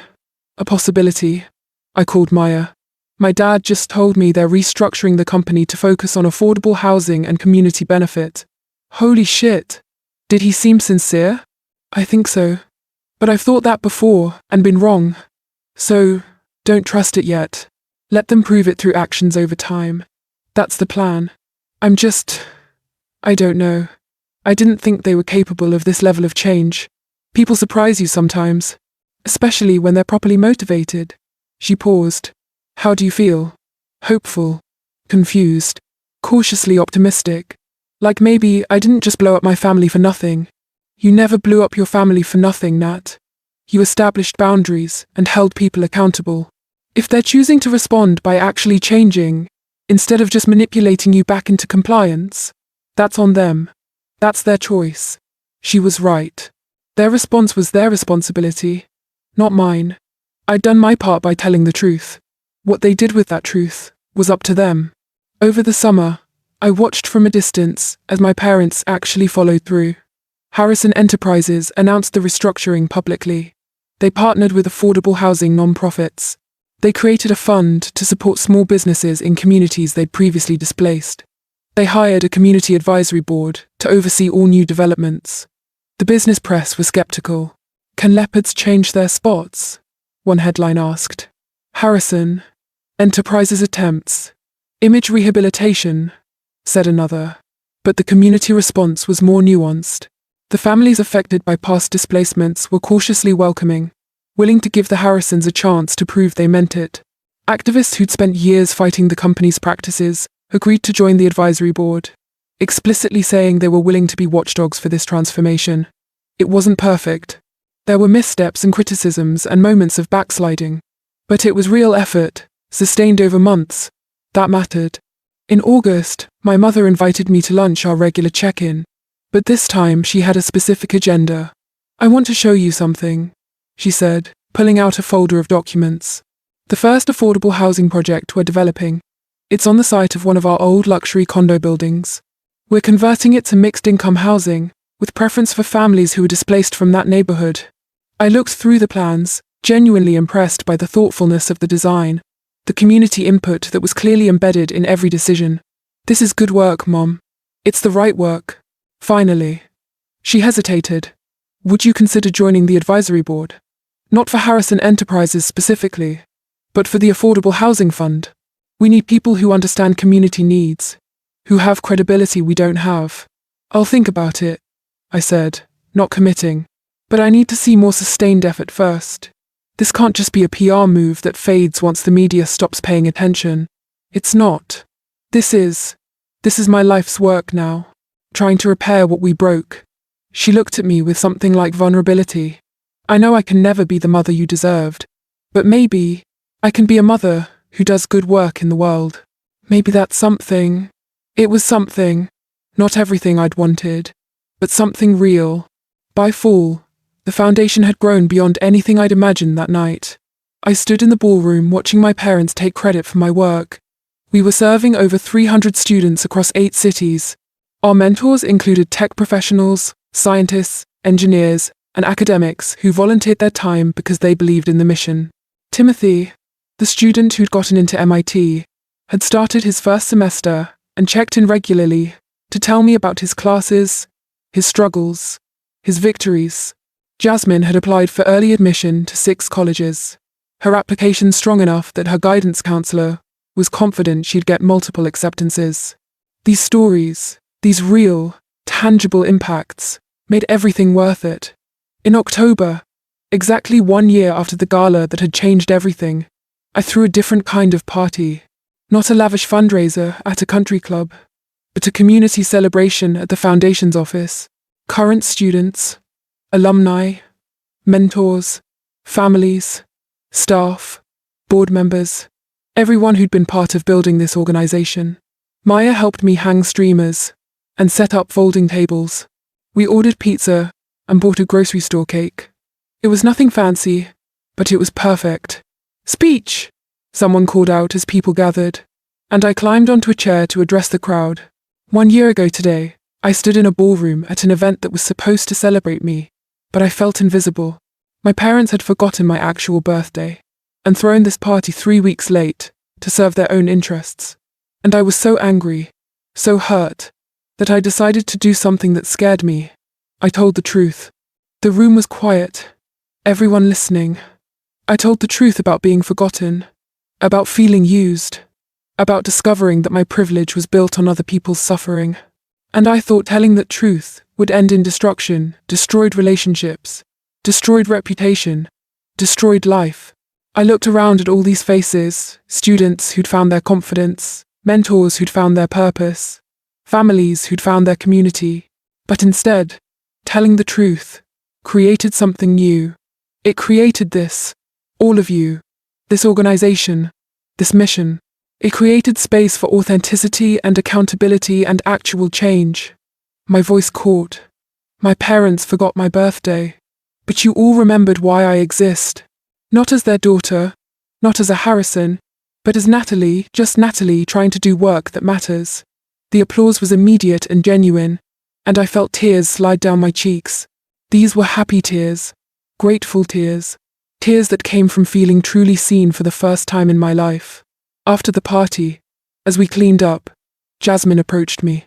"Miss Harrison, I wrote my college essay about you, about watching you stand up to your family and how it made me realize I could stand up for myself too. Is that okay?" "That's more than okay. That's the highest compliment I've ever received. I want to be like you when I grow up, brave and honest and willing to do hard things for the right reasons." I hugged her, thinking about how I'd wanted to be someone else for so many years, someone who fit my parents' expectations, someone who earned their approval, someone who made them proud. And here was this brilliant, determined young woman, wanting to be like me, Like the real me. Flaws and failures and all. You're already brave and honest, Jasmine. You don't need to be like me. You need to be like you, but even more so. That night, lying in bed, I scrolled through photos from the party. There was one of me and Maya laughing, our arms around each other. One of Timothy on video chat from MIT, joining the celebration virtually. One of all the students holding signs they'd made. Thank you, Natalie. Foundation family forever. Changing lives one student at a time. 1 year ago, I'd been at a breaking point, invisible in my own life. Desperate for recognition from people who'd never really see me. Now I was surrounded by people who saw me clearly, not as a reflection of my parents, or a projection of their own needs, but as myself. My phone buzzed. A text from my mother. I saw the photos from your celebration on social media. It looked beautiful. You've built something truly special. I'm proud of you, not the proud I used to feel when you reflected well on us, but proud of who you are as your own person. Happy birthday, darling. The real one. This time. Love you. I stared at that message for a long time. It wasn't everything, but it was honest, and honesty was what I'd been fighting for all along. I texted back, "Thank you, Mom. That means a lot. Really." And it did. Because a year ago, her approval had been everything to me. Now it was something nice, but not necessary. A gift I appreciated, without needing to survive. I'd learned to survive, and then to thrive. Without it, the revenge I'd planned had been public and dramatic, and satisfying in the moment. But the real revenge, the lasting revenge, was this. Becoming someone I was proud of, building something that mattered, living a life aligned with my actual values instead of inherited expectations. The real revenge was being happy. Winter arrived with sharp, bright cold and a sense of possibility. The foundation had been selected for a national grant that would fund expansion into 15 additional cities.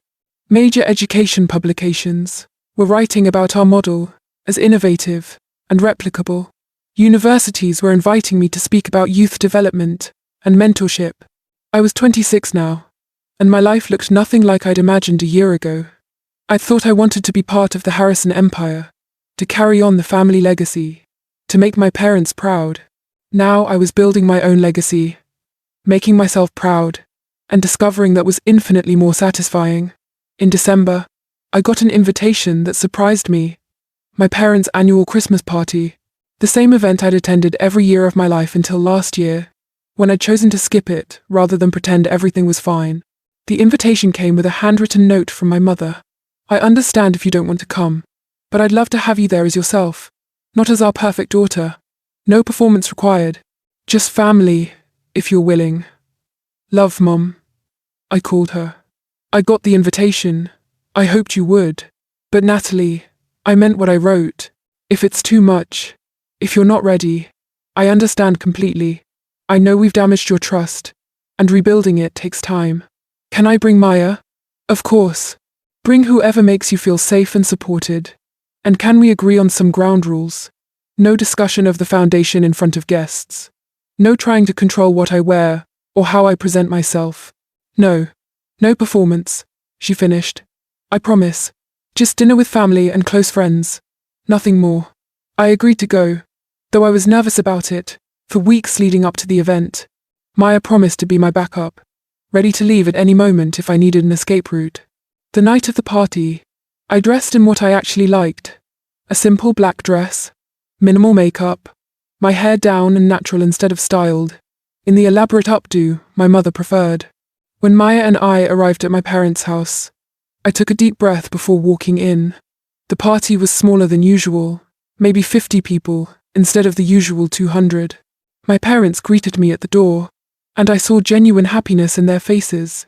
"You came," my mother said, hugging me carefully, as if afraid I might break or run. I came. The evening was surprisingly pleasant. My parents introduced Maya to their friends, without any of the subtle condescension they used to employ when meeting my less successful friends. They asked about the foundation but didn't try to take credit or offer unsolicited advice. They let me just be. Around 9 p.m., my father clinked his glass for attention. "Thank you all for coming tonight. Before we continue, I want to say something publicly that's long overdue." He looked at me. "Natalie, would you come here for a moment?" I glanced at Maya. who nodded encouragement, and made my way to where my parents stood. Last year, my father said, addressing the room, our daughter confronted us with some painful truths about our business practices and our family dynamics. It was public, it was difficult, and it forced us to look at ourselves in ways we'd been avoiding for decades. The room was silent, everyone watching. We could have responded defensively. We could have used our resources to discredit her or minimize her concerns. Instead, thanks to her courage and integrity, we chose to listen, to really listen. And what we heard changed everything. My mother took over. Harrison Enterprises is no longer the company it was. We're actively working to repair harm we caused, to build housing instead of displacing it, to use our resources for genuine community benefit. But more importantly, Victoria and I are no longer the parents we were. She turned to me, tears in her eyes.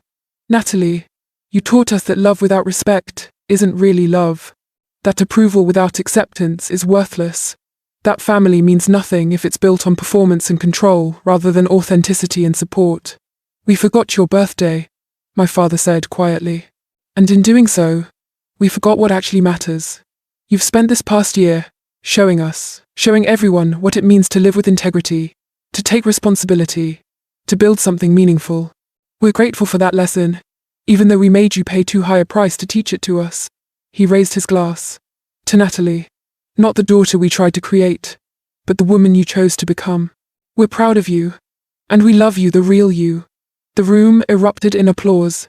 I stood there, overwhelmed, as people I'd known my entire life looked at me with genuine respect, instead of polite tolerance.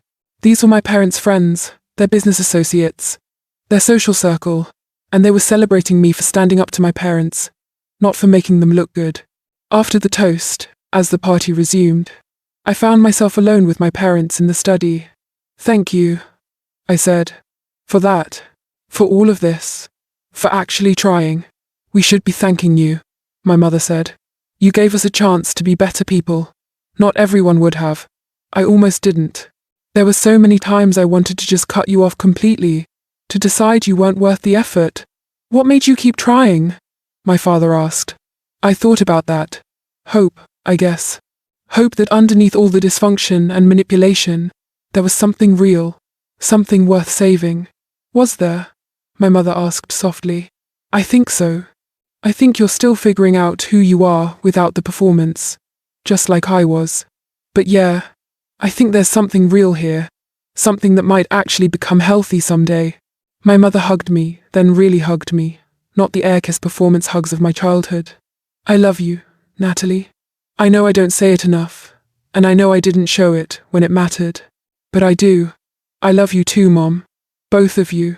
Even when I was angry, even when I went public, I loved you. I just had to love myself more. As you should, my father said. As everyone should. We stood there in the study, the three of us, and I felt something shift. Not healing that would take years, maybe decades, but a foundation for healing. A possibility. Maya found me later, near midnight, standing on the terrace overlooking the gardens where I'd played as a child. You okay? She asked. Yeah, I think I am. It was good. Different, but good. Your parents seem genuine about changing. They do. I'm still cautious, still watching to make sure it's real, but I think maybe they actually get it now. I leaned against the railing. A year ago, I thought revenge meant destroying them, making them hurt the way they'd hurt me. But actual revenge, satisfying revenge is this. Them choosing to be better because I wouldn't accept less. Me being happy regardless of their choices. You've come a long way. We both have. I couldn't have done any of this without you. Please. You're the one who stood up to Harold and Victoria Harrison. I just provided wine and moral support. The wine and moral support were essential, I assured her, and we both laughed. Before leaving, I found my parents to say goodbye. My mother pressed an envelope into my hand. Don't open it now, she said. Just later. In the car. I opened it anyway. Inside was a check not made out to me, but to the Harrison Youth Foundation, for $1 million. The note attached said, "This isn't us trying to buy your forgiveness, or take credit for your work. It's us supporting what you've built. Because it's good work that deserves support. No strings attached. No publicity required. Just a donation from parents who are proud of their daughter's integrity. Use it however you think best. Love always. Mom and Dad. I showed the check to Maya, and she let out a low whistle. Holy shit, that's real support. No conditions, no control. I think they finally get it. That I don't need them to save me or fix things or take over. I just needed them to believe in what I was building. The money would allow us to expand even faster, to serve more students, to hire more staff, to develop more programs. It was an incredible gift. But more than the money itself, it was what the money represented. My parents finally understanding that the best way to support me was to support my vision, not replace it with theirs.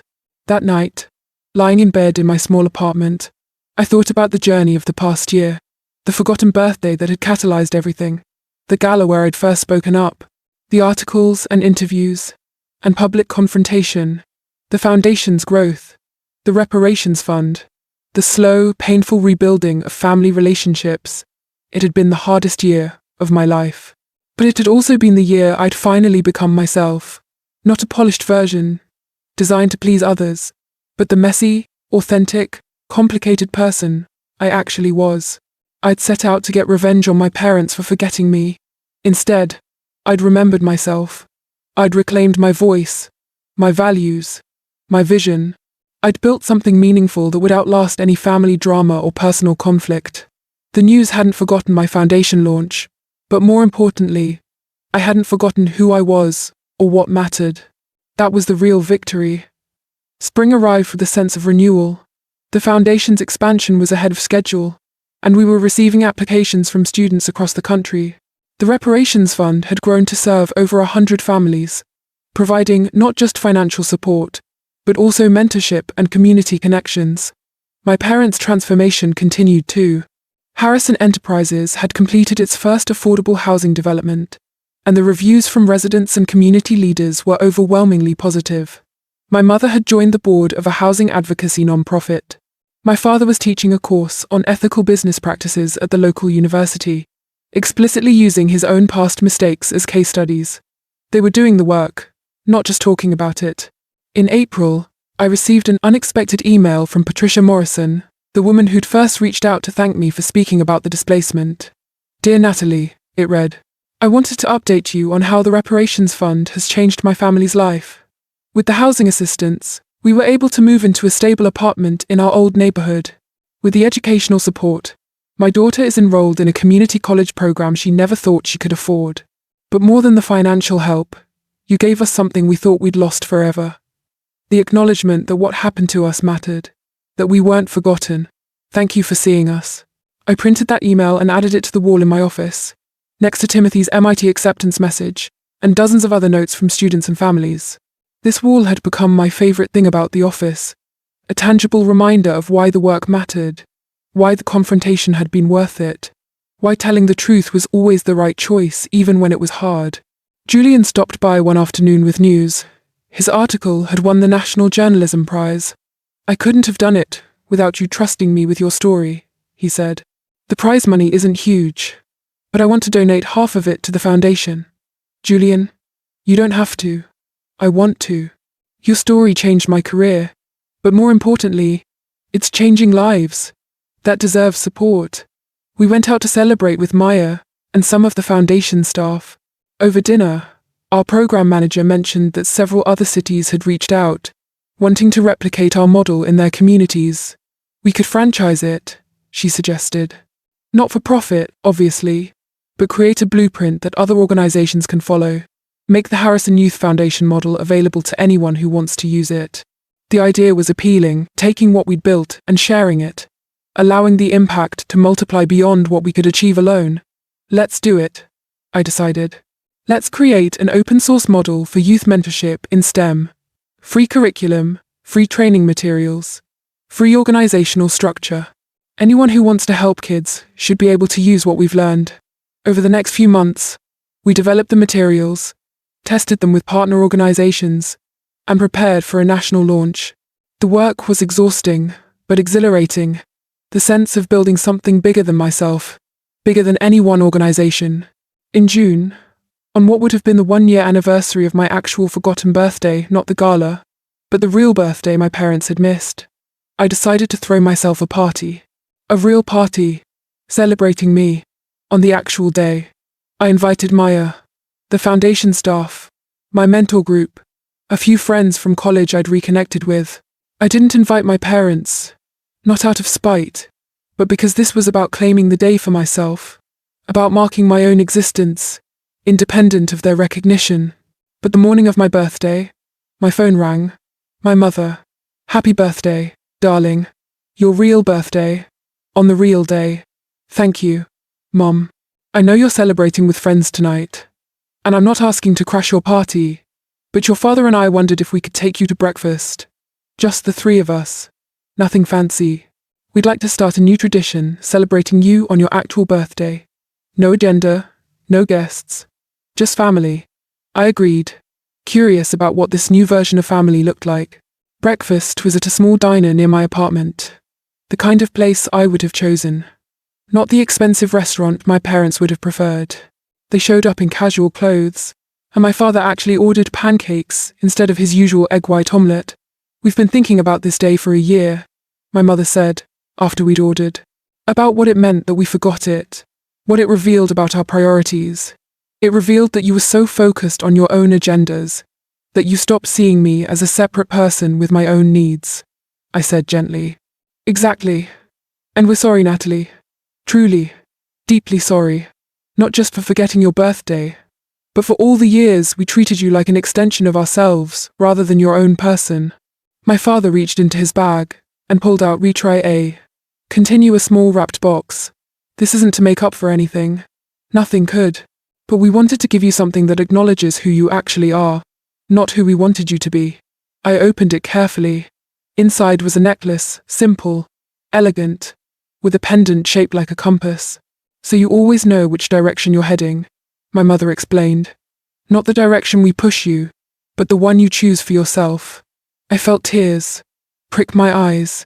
It was thoughtful in a way their gifts never had been before, personal, meaningful, chosen with actual attention to who I was. Thank you, both of you. This means a lot. We also wanted to tell you, my father said, that we've established a scholarship fund, the Natalie Harrison Independent Scholarship, for students who've chosen difficult paths that differ from their families' expectations, students who've had the courage to be themselves, even when it cost them. I stared at them. You named a scholarship after me? After the quality you embody, my mother corrected. Independence with integrity. We're funding it fully, and we've asked the foundation to administer it, if you're willing. But it's your choice. Everything with us now is your choice. After breakfast, I hugged them both, real hugs, the kind that actually meant something. I'm proud of you, I told them, for doing this work, for actually changing. I know it's not easy to admit you were wrong and rebuild from there. You taught us how, my father said, by doing it yourself. You admitted we'd failed you. You rebuilt your life anyway, and you still left the door open for us to be better. That took remarkable strength. That evening's party was everything I'd wanted. No fancy venue, no formal dress code, just friends gathered in my apartment with too much food and music and laughter. Maya made a cake slightly lopsided, but decorated with Happy Real Birthday Natalie in purple frosting. At some point, surrounded by people who loved me for who I actually was, I felt Maya nudge me. Speech time, she declared, and everyone quieted down. I'm not great at speeches that aren't TEDx talks or interviews, I started, laughing. But I want to say thank you. 2 years ago, I was invisible in my own life, performing a role, chasing approval, not really living. Then my parents forgot my birthday, and instead of just being hurt, I got angry. I got determined. I decided I deserved better. I looked around at all these faces, people who'd supported me, believed in me, helped me build something meaningful. You all helped me remember who I was underneath all the performance. You helped me build a life I'm actually proud of. And tonight, celebrating my real birthday, on my real day, with real people who see the real me, this is what success actually looks like. The applause was warm and genuine, and as we continued celebrating, I thought about the journey. The confrontation at the gala felt like a lifetime ago, but it had only been 8 months. In that time, I'd transformed from someone defined by her parents' expectations to someone defined by her own values. The revenge I'd planned had been about hurting them the way they'd hurt me, but the revenge I'd actually achieved was about freeing myself, about proving I could build something meaningful without their approval, about showing them and myself that I was enough, just as I was. Later that night, after everyone had left and Maya had crashed on my couch again, I sat on my small balcony looking at the city lights. My phone buzzed with birthday messages from students in the foundation, from families in the reparations program, from mentors and colleagues, and people I'd met through the work.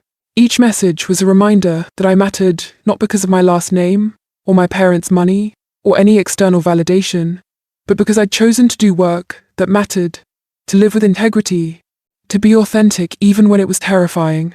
I'd started this journey angry about a forgotten birthday. I was ending it grateful for that forgotten birthday, because it had pushed me to finally remember myself. By summer, life had settled into a rhythm that felt sustainable. The foundation was thriving. My relationship with my parents was cautiously positive, and I'd started dating someone I met through the non-profit world, a man named Alex, who ran a literacy organization and understood the particular challenges of doing meaningful work in a world obsessed with metrics and scale. He knew my story. Of course, everyone did at this point, but he never made it the defining thing about me. When we went out, we talked about books and travel, and the everyday frustrations of nonprofit management. It was refreshingly normal. In July, I was invited to testify before a state legislative committee about youth development and mentorship programs. Standing in that government chamber, presenting data about our outcomes, and advocating for increased funding for similar initiatives, I felt the full weight of how far I'd come. 2 years ago, I'd been afraid to contradict my parents at a dinner party. Now I was confidently advocating for policy changes in front of elected officials. The committee was impressed enough to include elements of our model in proposed legislation. It wasn't a guarantee of anything, but it was a step towards systemic change, the kind of impact that could extend far beyond what any single organization could achieve. "You're becoming a real leader in this space," Candace told me after the hearing. "Not just running a good program, but shaping the conversation about how we support young people." "I'm just doing what makes sense," I deflected. "No, you're doing what took courage. There's a difference," she smiled.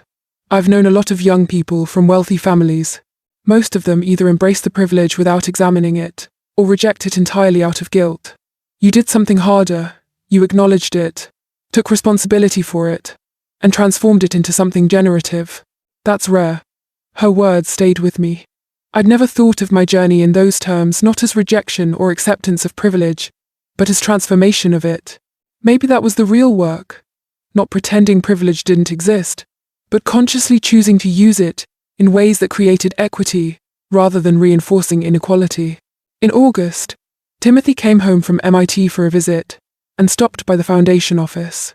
He'd grown even more confident, more himself, and he brought a friend, another first-generation college student he'd met at school. "I told Devon about the foundation and everything it did for me," Timothy said. "He wants to volunteer as a mentor when he's back home for breaks." Watching Timothy recruit the next generation of mentors, watching the cycle of support perpetuate itself, I felt a deep sense of satisfaction. This was legacy, not buildings with your name on them or wealth passed down, but values and systems that continued to create opportunity long after you were gone. September brought another milestone, the 1-year anniversary of going public with the truth about my parents. Some media outlets reached out for "Where Are They Now" features, wanting to update the story. I agreed to one interview with Patricia Wu from the Washington Post, who'd done the first major article. A year later, she asked, "Do you have any regrets about how you handled the situation?" I thought carefully before answering. "I regret the pain it caused people I loved. I regret that it had to be so public. But I don't regret telling the truth. The truth needed to be told, and I was in a unique position to tell it. If I'd stayed silent, I'd be living with regret about that instead." Your relationship with your parents seems to have improved. Some people online have accused you of selling out or forgiving too easily. What's your response? My relationship with my parents is complicated, like most family relationships. Forgiving them doesn't mean forgetting what happened or pretending it didn't hurt. It means acknowledging that people can change and being open to that change while still maintaining boundaries. I don't owe anyone, including internet strangers, a performance of permanent estrangement. What advice would you give to someone in a similar situation, caught between family loyalty and personal integrity? Trust yourself. You know your own experience, your own pain, your own limits better than anyone else. And whatever you decide, whether that's confrontation, or quiet boundary setting, or complete separation, you don't owe anyone an explanation. Just do what protects your well-being and aligns with your values. The article, when it published, was titled The Gift of a Forgotten Birthday: How Natalie Harrison Built a Life of Purpose. It was fair, balanced, and focused on the work, rather than the drama, exactly what I'd hoped for. In October, exactly 2 years after the gala that had changed everything, the foundation hosted its second annual celebration. This one was much bigger, over 200 people, including students from all 8 cities we now served, mentors from across the country, and representatives from organizations that had adopted our model. I'd asked my parents if they wanted to attend, only if our presence would add to the celebration, not distract from it. My mother had said, "This is your night, not ours. You can come," I decided. "You're part of this story now, for better and worse. And I think people need to see that change is possible, that even complicated relationships can evolve." They came, dressed casually, and spent most of the evening talking quietly with students and families, rather than seeking attention. I watched my mother listen, really listen, as a student described her goals. Watched my father ask thoughtful questions about program curriculum. They were trying, still trying, consistently, over time. That mattered more than any grand gesture. When it was time for speeches, I invited several students to speak before me. They talked about what the foundation meant to them, how it had opened doors they didn't know existed, how it had helped them believe in their own potential. Then it was my turn. 2 years ago, I began. I stood in a different kind of room, at a different kind of celebration. I was angry and hurt because my parents had forgotten my birthday. That forgotten birthday became a catalyst for me to examine my entire life, who I was, what I valued, whether I was living with integrity or just performance. The room was quiet, everyone listening. What I learned was painful. I learned that privilege I'd taken for granted was built on other people's suffering. I learned that the family I loved had prioritized image over authenticity. I learned that I'd spent 25 years performing a role instead of becoming a person. I paused, looking around at all these faces, but I also learned something powerful, that it's never too late to choose differently, that telling the truth, even when it's costly, creates space for real change. That betrayal can become transformation if you're willing to do the work. I gestured toward my parents, who stood near the back of the room. My parents forgot my birthday, but they didn't forget how to change. They didn't forget how to take responsibility. They didn't forget how to be better than they were. And I learned that I could hold them accountable while still leaving room for growth. My mother had tears streaming down her face. My father was gripping her hand tightly. So tonight, we're not just celebrating the foundation's second year. We're celebrating transformation of students finding their potential, of families rebuilding after displacement, of complicated relationships becoming honest, of privilege being transformed into purpose. We're celebrating the radical idea that people can change, systems can change, legacies can change. I raised my glass to transformation, to truth-telling, to building the world we want to live in, one student, one family, one honest conversation at a time. The applause was thunderous. Students stood, mentors cheered, and I felt a surge of emotion so strong, I had to pause and breathe through it. This was the revenge I dreamed of but never named. Not making my parents suffer, but making them see.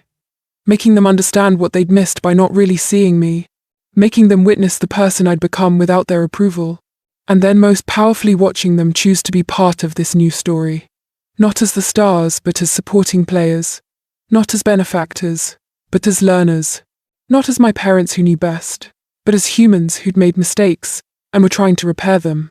After the speeches, after the celebration, After most people had left, my parents approached me. "That was beautiful," my mother said. "Everything about tonight, the students, the energy, the hope. You built this. All of it. You helped," I acknowledged. "Not in the ways you originally wanted to, but you helped. We're grateful you let us," my father said. "Grateful you didn't close the door completely, even when we deserved it. I learned something from you," I told them. "You taught me that success requires determination, strategy, and refusing to give up. I used those lessons, just applied them toward different goals than you intended." My mother laughed through her tears. "We created a monster." "No.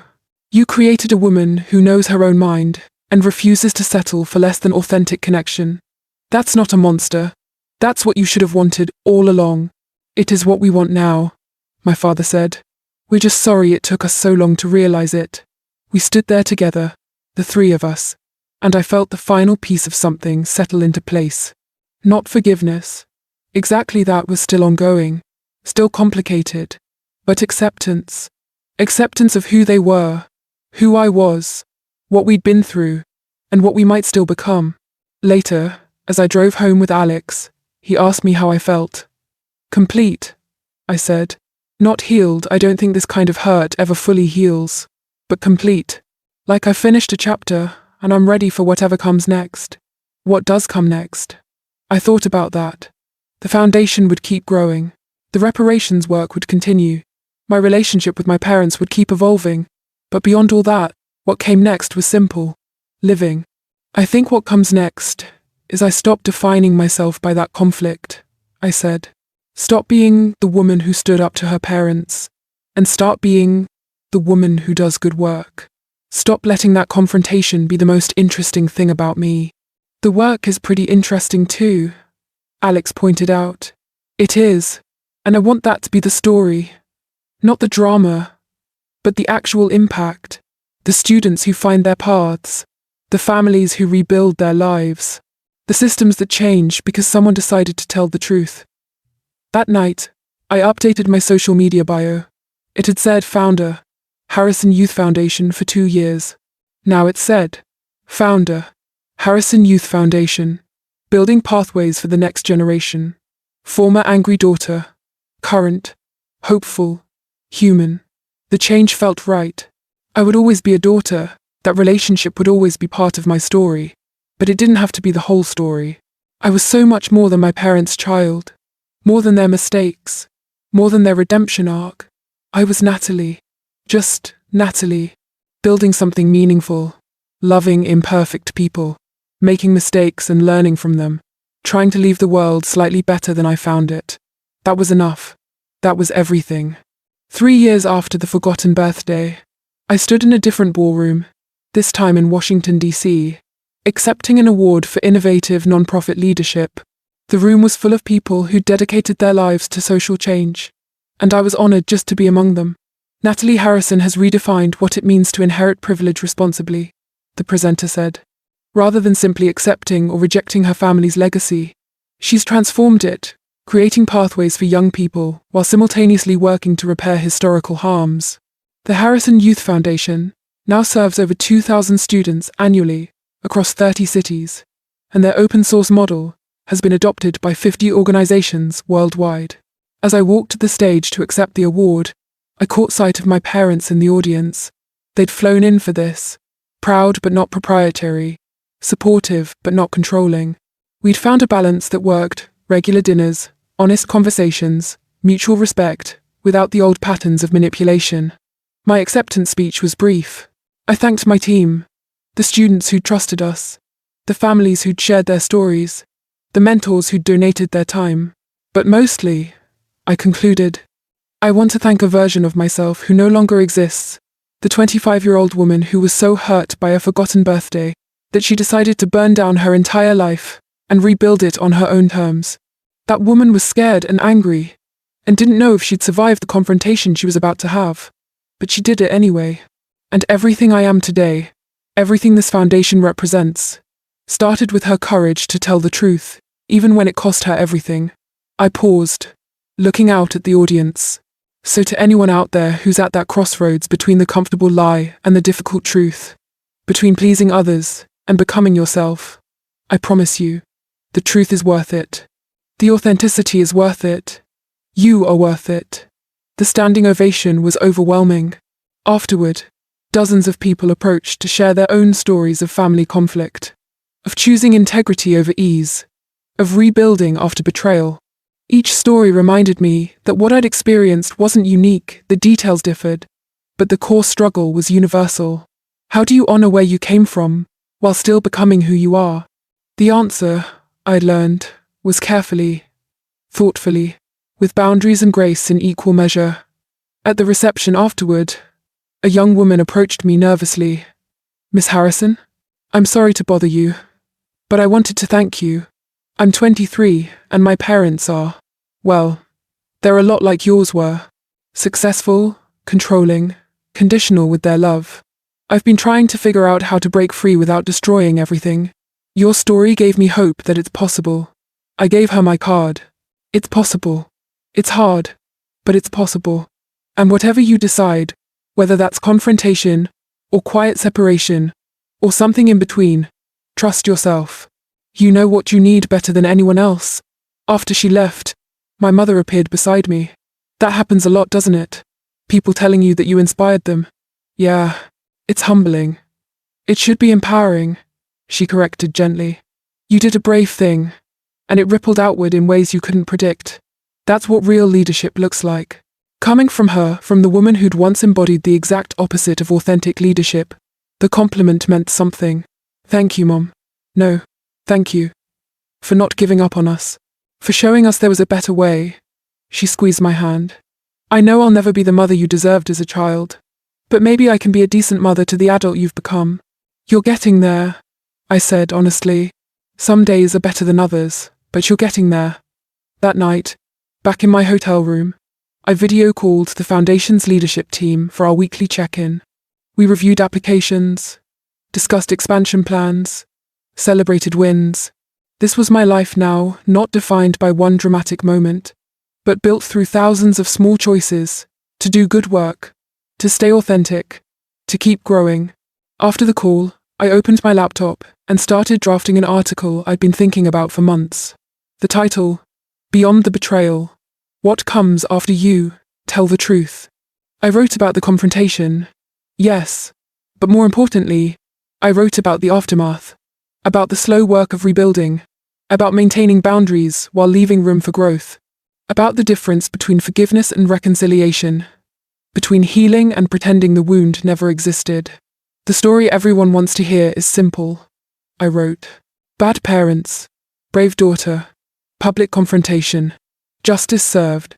But real life is more complicated. Real relationships don't end with one climactic moment, they continue. They evolve. They require ongoing negotiation and constant honesty.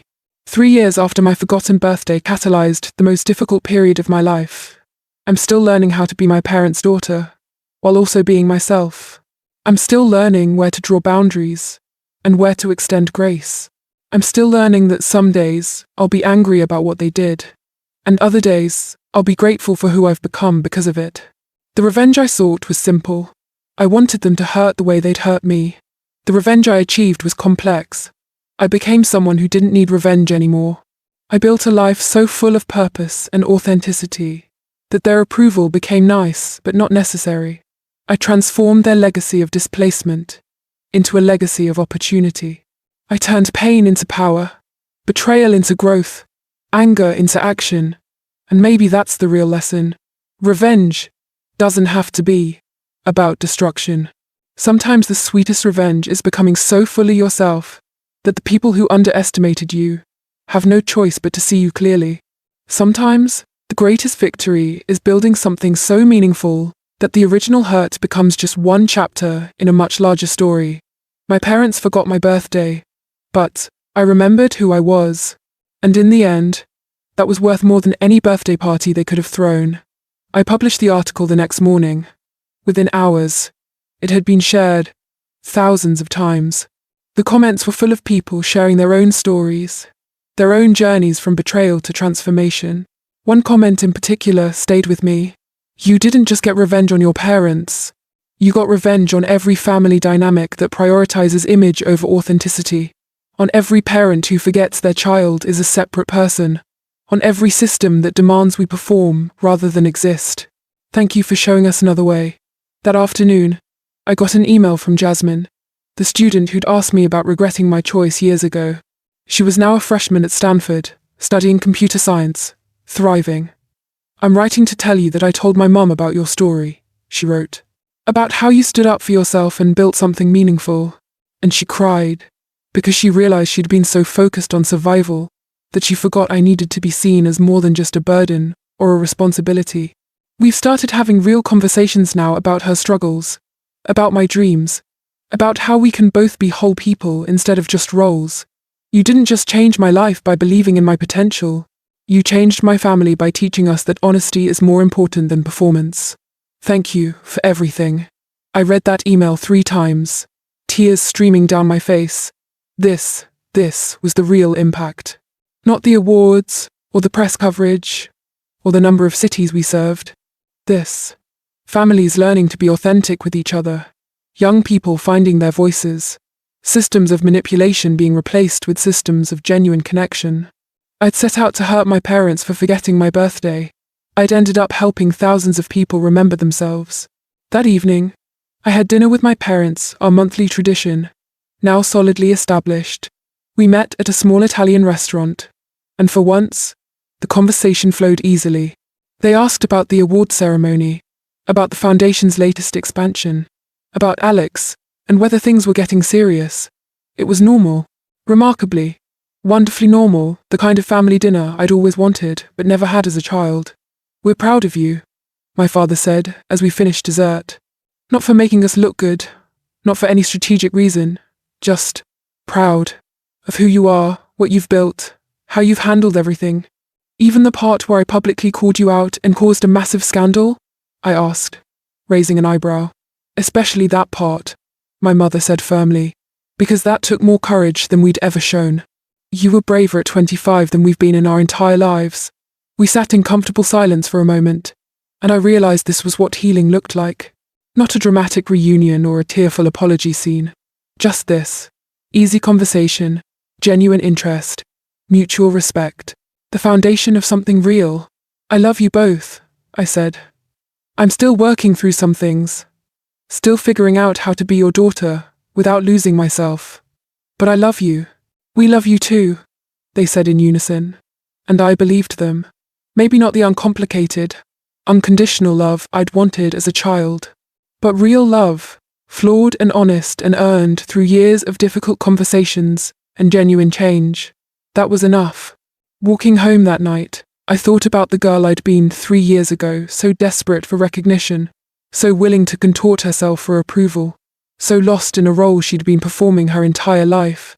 I wished I could tell her that it would all work out, that the confrontation she was planning would hurt but would also heal, that she was stronger than she knew, braver than she felt, worthy of everything she was about to fight for.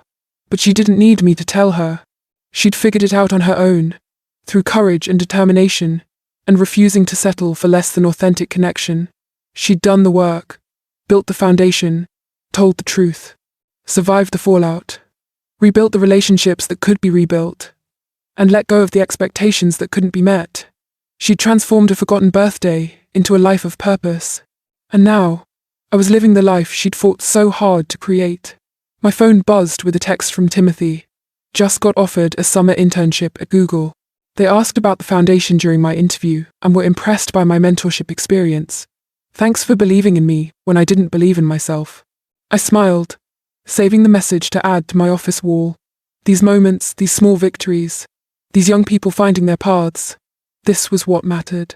This was the legacy I was building, one student at a time.